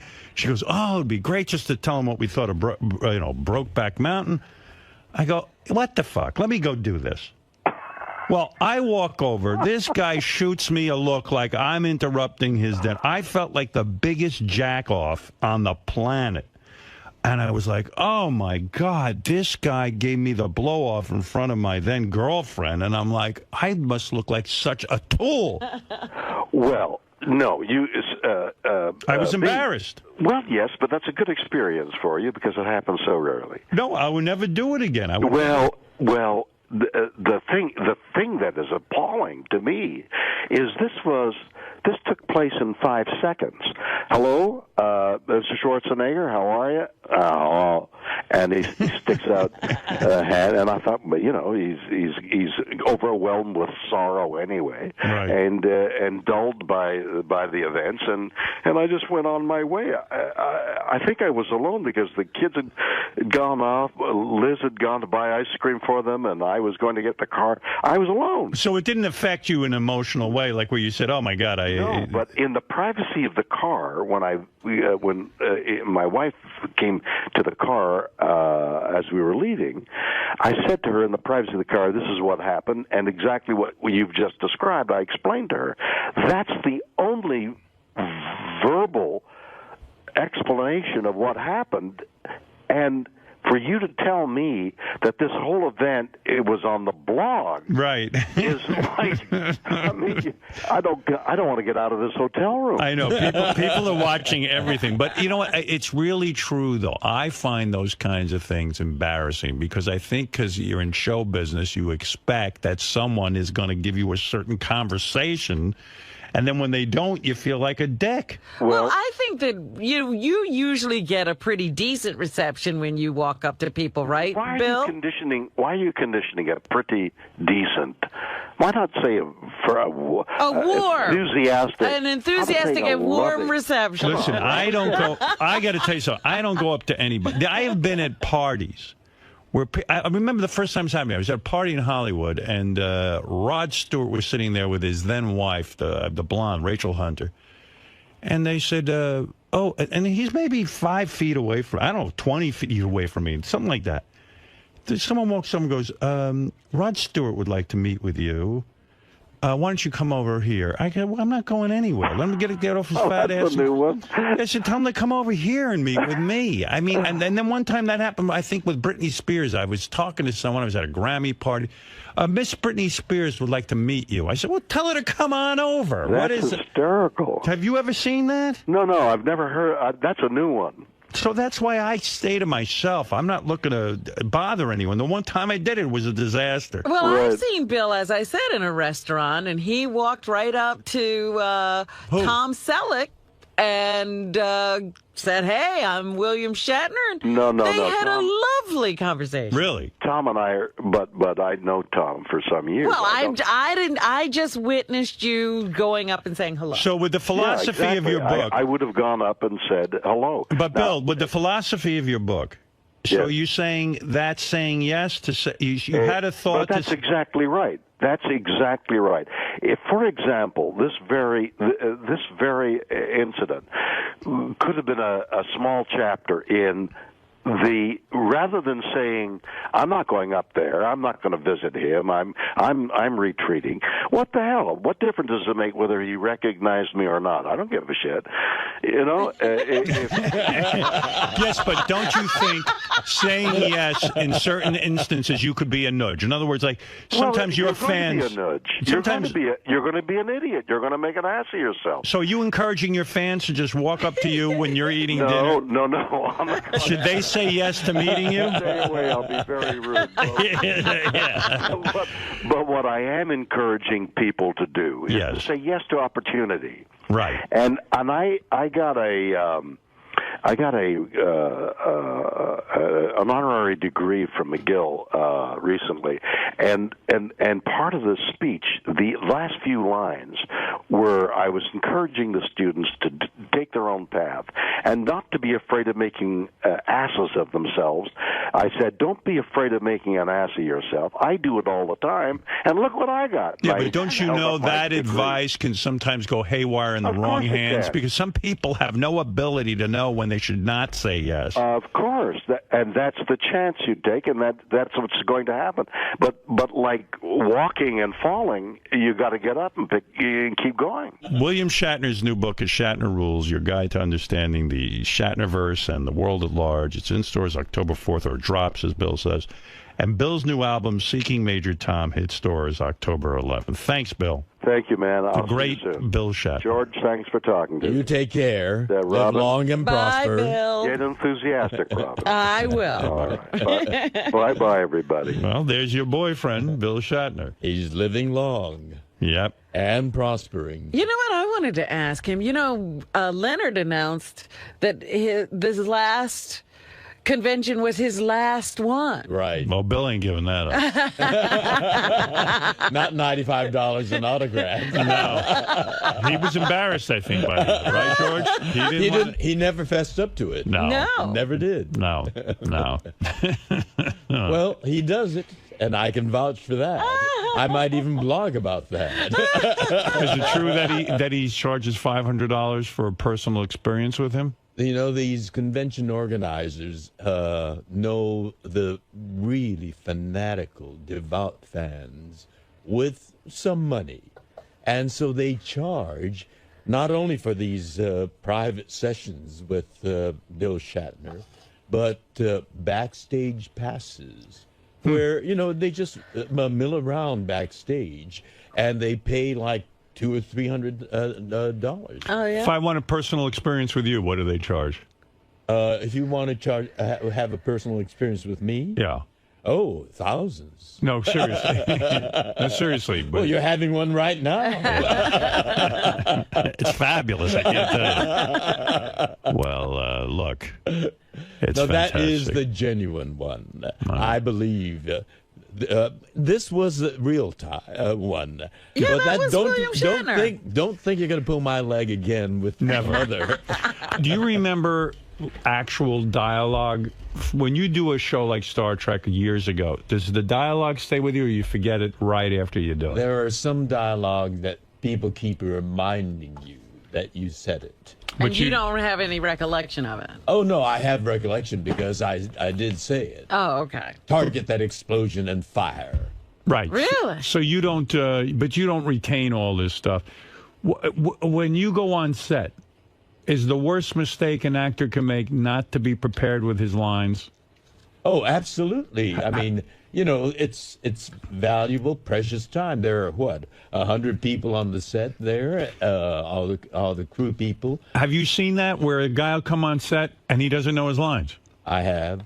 Or they're so nervous that they can't get it out. Oh, I see. Oh, well, that you could excuse. That you can excuse. But not to know your very line. unprofessional not to have done your homework. So what do they do? Does the director pull them aside and say, "Listen, you didn't do your homework. What is this?" Well, they need to work with a guy because they need to get the show done. So he tries to coddle them and say, well, this is a situation, and this is what you want, or this is what you don't want, and it's possible, though, in a long monologue, you could forget a line, and you'll excuse that once, maybe twice, but not on a consistent basis, yeah, right? If it's a key line and it's a important role, they're usually cast with professionals who who are professionals. Shatner always came prepared? Shatner was good at, when he really, wasn't sure of some line, he knew how to improvise. So that he'd get through it. Yeah, with the appropriate kind of words. Is that unprofessional to improvise because the other actor is waiting for a cue? Right. So you're calling him unprofessional? Well, it is not a professional thing to do, but he pulls it off. He pulls off a lot of things. He gets away with murder. Like it's professional, if you have... Do the other actors sit there and roll their eyes if you're on set with a guy and he doesn't know his line? Do you just sit there and go, oh, this is going to be a long day? There are scenes where the shirt gets torn off and we roll our eyes. Bill liked to expose himself. Oh, really? Because he was in good shape and he'd show his chest. He was in better shape. He knew the sex symbol thing was working for him. Yeah. So if he tore off his shirt, that meant they had to go get him another shirt, and that would drag out the day. Yeah. Oh, my God. And the eyes would roll. because you see, because it wasn't written in the script for him to rip off his shirt. And so... Well, I think he got them to write it in. I see. And so we knew that. And so we would, Would he do things like, I think I'll rip off my shirt here? Yeah, was it unscripted sometimes? Was it sometimes unscripted and he would just rip off his shirt? Did you see that show with, that was a spoof on Star Trek? Yeah. What was that? What was it the called? movie? Galaxy Quest? Galaxy Quest. Yeah. Great, yes. There's a scene where what's his name? Tim Allen. Tim Allen gets his shirt torn off, and Sigourney Weaver rolls her eyes. We recognize that. Oh, really? It was a documentary for us. It wasn't. I didn't know Bill used to rip his shirt off, though. You weren't watching Star Trek. No, I watched it all the time. I just didn't know that he would do it even unexpectedly, and just cause. No, I think he talked to the powers that be. I'll rip my shirt off here. Yeah. He wasn't that built that he should be ripping his shirt off. He wasn't. No. He was rather fleshy. I remember the episode where he was fighting that reptile thing. Rex. And he had his shirt off almost the entire episode. And did he look great to you? No. No. But that was the fun part of it. To let us watch his flesh shiver. I remember in one episode you had your shirt off, though, but we were ripped. I worked out. Yeah, you were doing the sword fighting thing. The fencing foil. Fencing, yeah. Good for you. Only one episode where I got to take my shirt off. Right. All oiled. You were oiled down, too, if I remember correctly. No, that was genuine perspiration. Perspiration. Because I was, rehearsing in between. Right. Wow. But that was... Bill should do that in every role, even today. Like, just take his shirt off. Keep taking his shirt off. Yeah, right. I'd watch that. Maybe that's why the show got canceled. He was suggesting that he take his shirt off. Meanwhile, I was doing the math. Bill's got to be about 80 years old now. He is 80. Wow. Exactly 80. He's in pretty good shape for an 80-year-old guy. Yeah, and pretty energetic. Yeah. I've seen yes, he is. Leonard Nimoy is the same age. Is that right? Announced that he's retiring. He's retiring. Yeah, but Leonard seems 80. You know what I mean? He looks tired. Bill looks good. But Leonard's got those big fake teeth. He's got white, he should age his teeth a little bit, right? Yeah. They're too white. He used to smoke a lot. I see. And I guess it didn't look too good. Right. Because he's got the teeth of a 20-year-old. And he's, 80 years old. Well, there was a point where He looked like he had Soviet dentistry. Oh, God.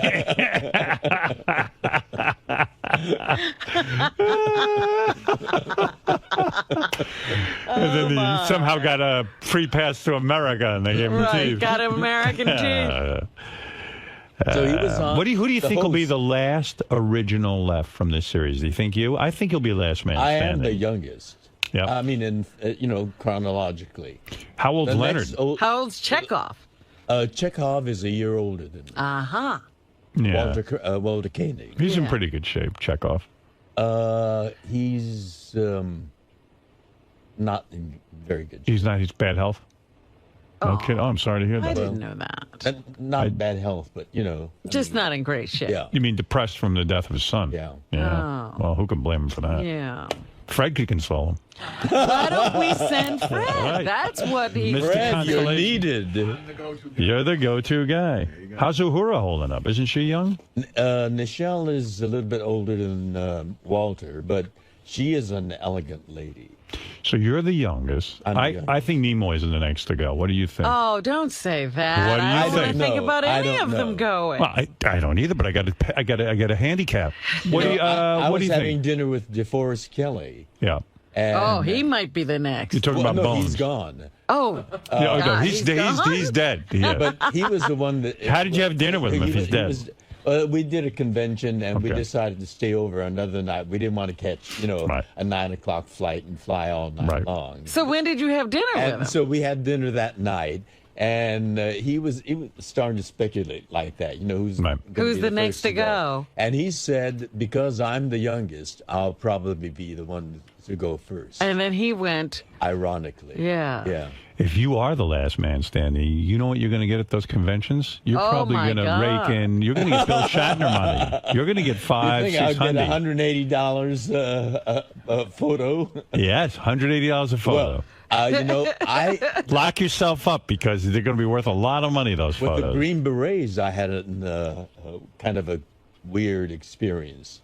I went to a party, and the room was I walked in, and the room was filled with people, and I saw Aldo Ray at the other end of the room. And so Aldo Ray, who was in the Green Berets, and I waved at him, and he waved back, and he started working his way through the crowd toward me. And, I was ready to give him a hug and say, Aldo, great to see you. He says, George, thank God you're alive. I said, what a way to be greeted. And then he started ticking off all the people in Green Berets that had passed.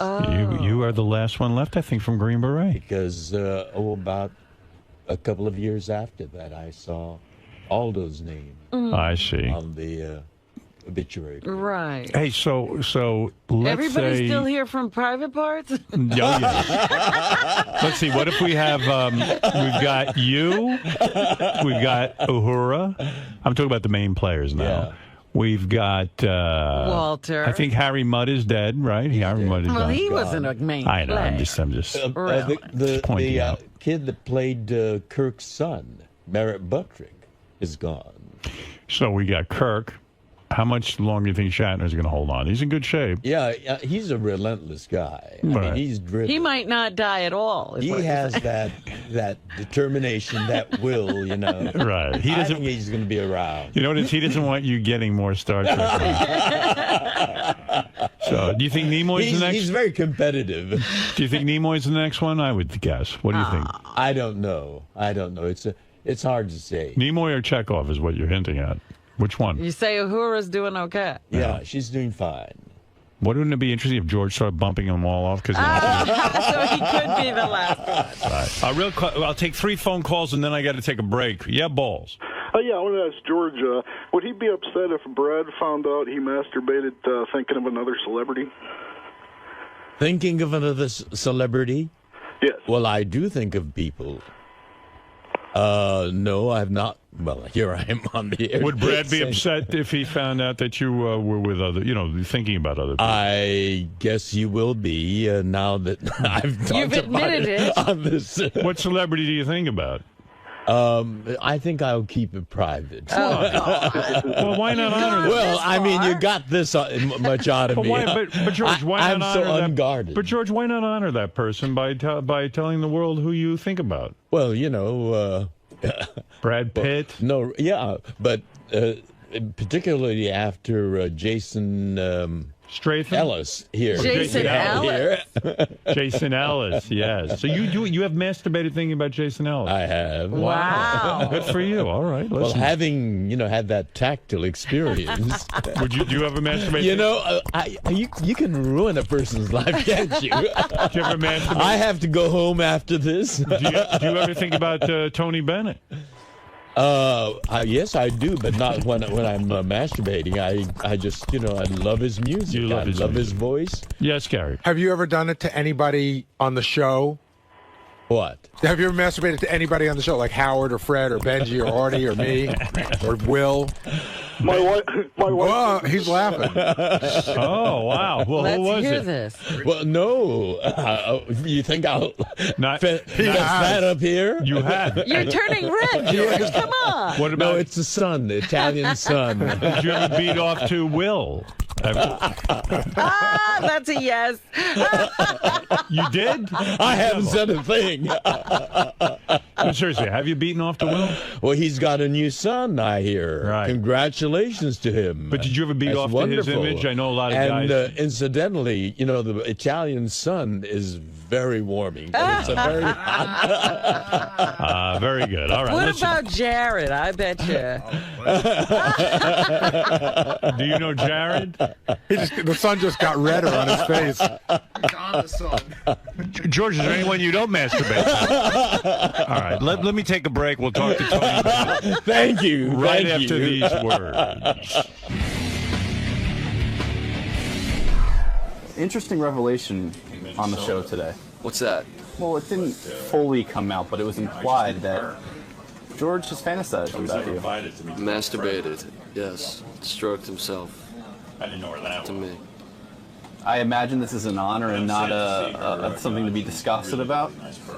A little bit of both, I would say. Well, I could see if one of us said it to you. What? One of your peers, if one of us admitted that to you, I could see you being disgusted. But George is a celebrity, a legend. It's like, Fred's brother-in-law. I guess. A man who appreciates handsome men. So how could you not take this as a compliment? It's still creepy thinking about him rubbing himself, fantasizing about sticking his dick in my ass.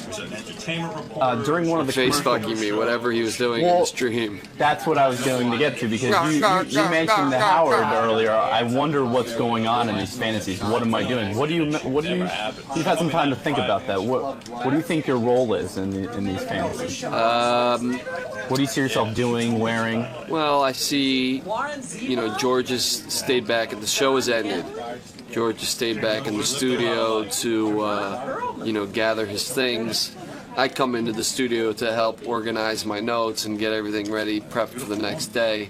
And I'm working over the Howard's console. And I don't see George in there. Maybe George is behind where he usually sits. And all of a sudden, I feel my pants dropping from behind me. And then he takes me from behind.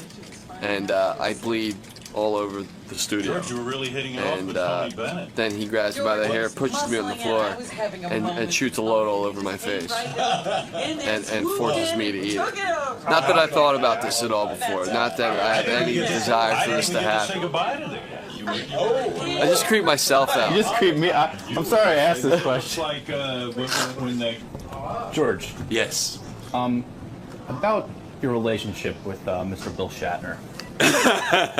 Will there ever be a détente in this this very chaotic situation? Well, it takes two to tango. Right. And I'm ready to tango. But he always keeps popping up with one new issue after another, which, gets him attention. I mean, we sent him an invitation to our wedding, but he had a need to have some kind of issue to attract the media's attention. So he claims that he never got an invitation, and he rants and raves and calls me all sorts of names about it, you know. And so I said, you know, when the press gave me, we did send him an invitation, and his ranting and raving is just amusing to us. Everybody else came, and he could have come too, but then he goes on, you know, again, he had something else happening, and he says that he's found that I have a psychosis, and that I should see a psychiatrist, you know, and that gets him a lot of attention. I am a professional. I can work with everybody. I've worked with a lot of divas, male and female. So you keep extending that olive branch, and he keeps slapping you in the face. Well, you know, if he extends an olive branch, I will certainly accept it. But it takes really two to tango. Right. And you've certainly tried. You've certainly tried to extend the olive branch, and he just keeps slapping it away, and there's only so much you can do. Well, you know, if he keeps slapping, you know, I know how to slap back too, and so, you know, I respond in kind when the moment is appropriate. But no, I have no problems with him. I know what he's like, and I can work with him professionally. I am, you know, certainly not going to have him as one of my best friends, but we're back, George. Oh, we are. I got to go.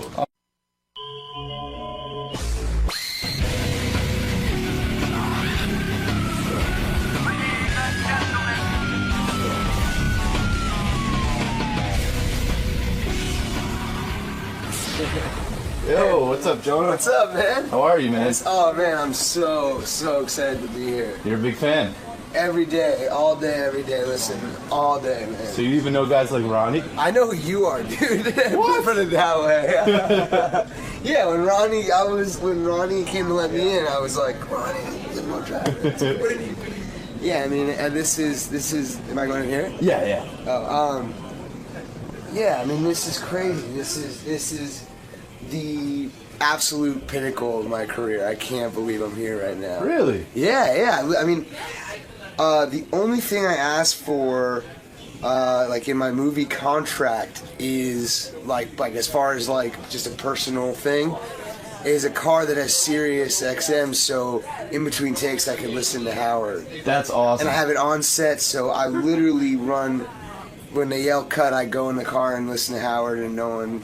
And you just catch the replay at different points throughout. And I just hear different chunks of the show, and I'll listen to like the intern show and all the like the after show and everything, like the fan roundtable and everything like that. So you even go to like Howard 101 and you're all over that. I'm like, yeah, I'm a true Howard enthusiast. Yeah. That's really cool. And everybody, I mean, I just like, I don't know, it's like hanging out with a group of really funny people, but you don't have to contribute at all to the conversation. Right. You know? Like hearing your friends get ripped on, but you don't have to do the ripping yourself. Yeah, you know, or no one's making fun of you except for, I guess, today maybe, if I go in there. No, I think Howard digs you, man. Oh, man. I definitely think it's mutual. This is really, really exciting. Out of all the shit I've ever done, this is my favorite. I mean, this is like the thing I woke up excited, like, let's go. I'm so excited. I mean, it's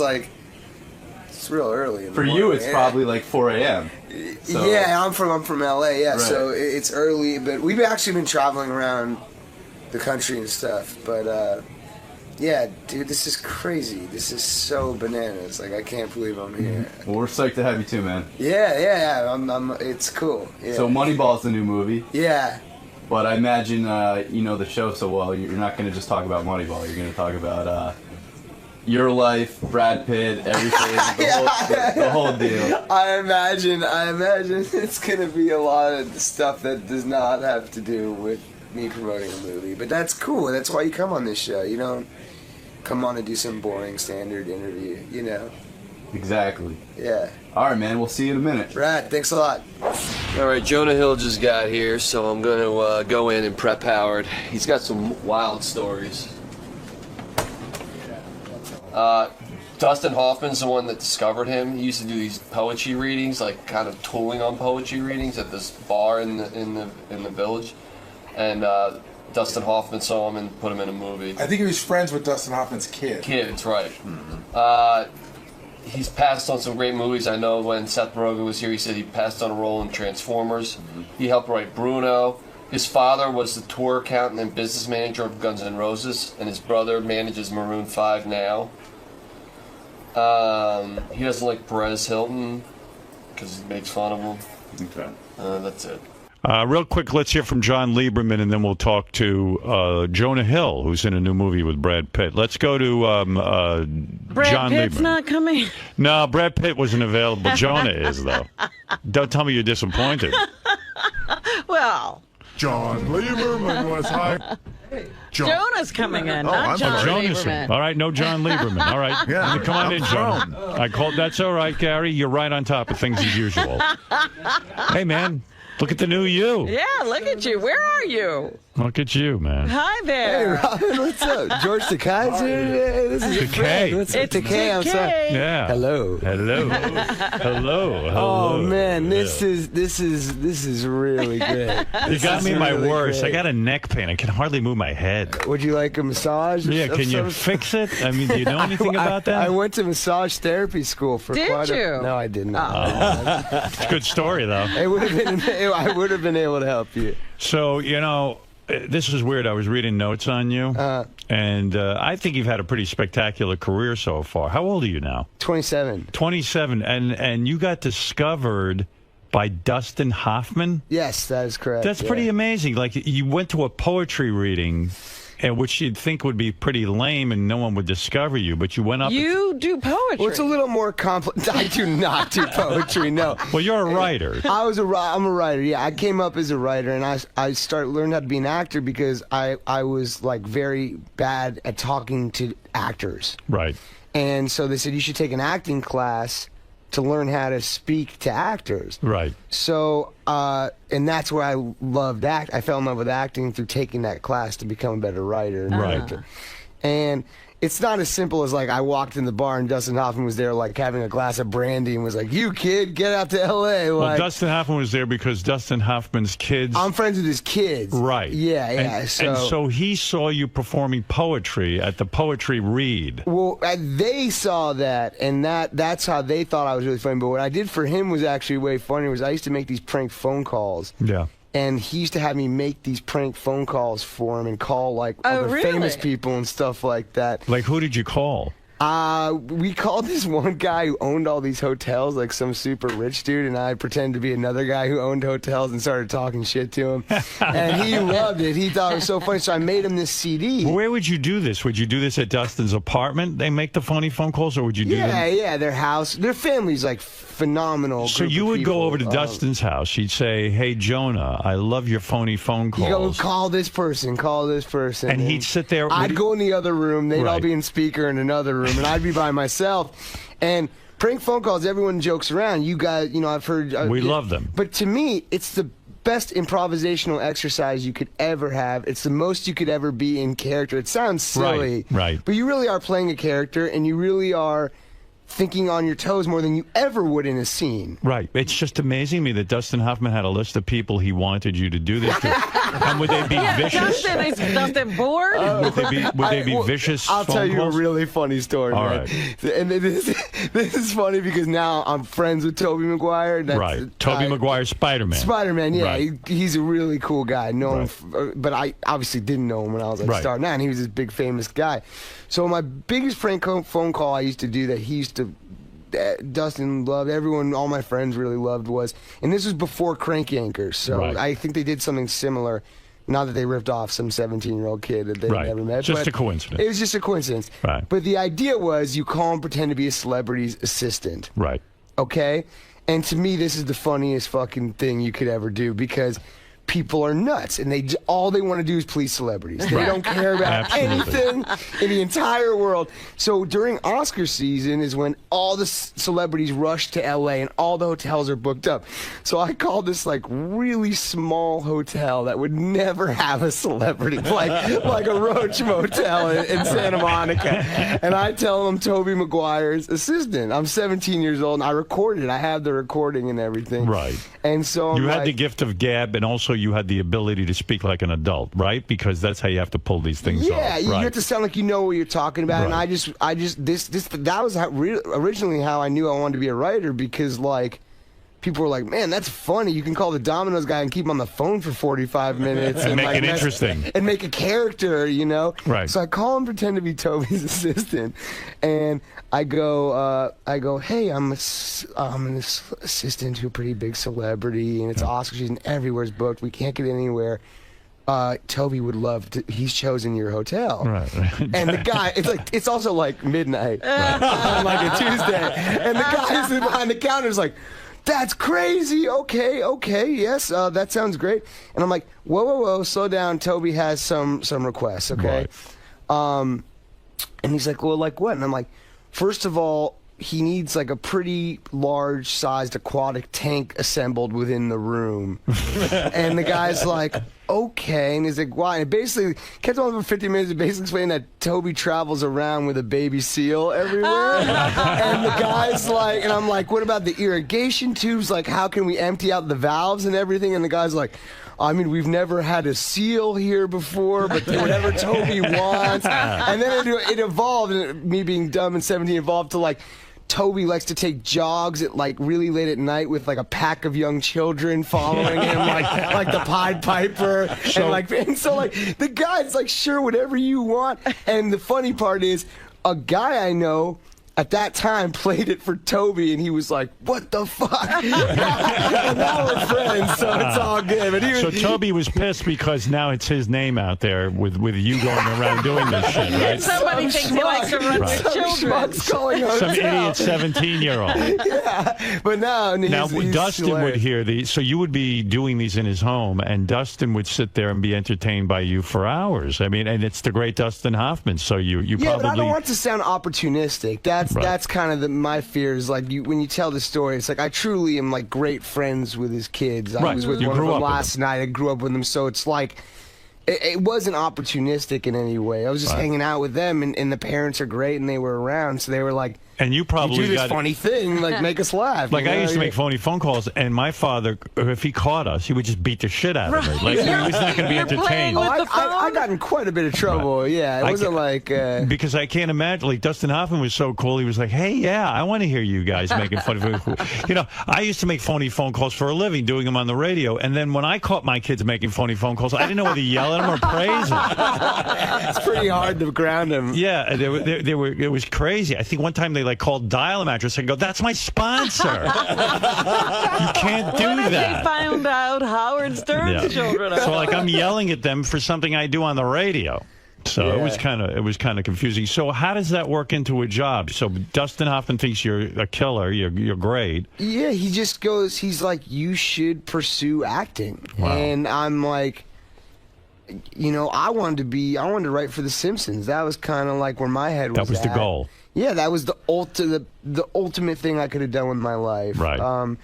And he was like, you should be an actor. You're really gifted. And I was like, just took it as a compliment, whatever. You know, it was like, thanks. You know, you're the greatest, possibly the greatest actor ever. Right. To hear you say that is very encouraging. Right, and he wasn't being just sort of blowing you off. He was like, he was sincere. Well, he said it, but I was never going to be like, well, what do I do or anything. Like, honestly, like, I really just stress you don't want to be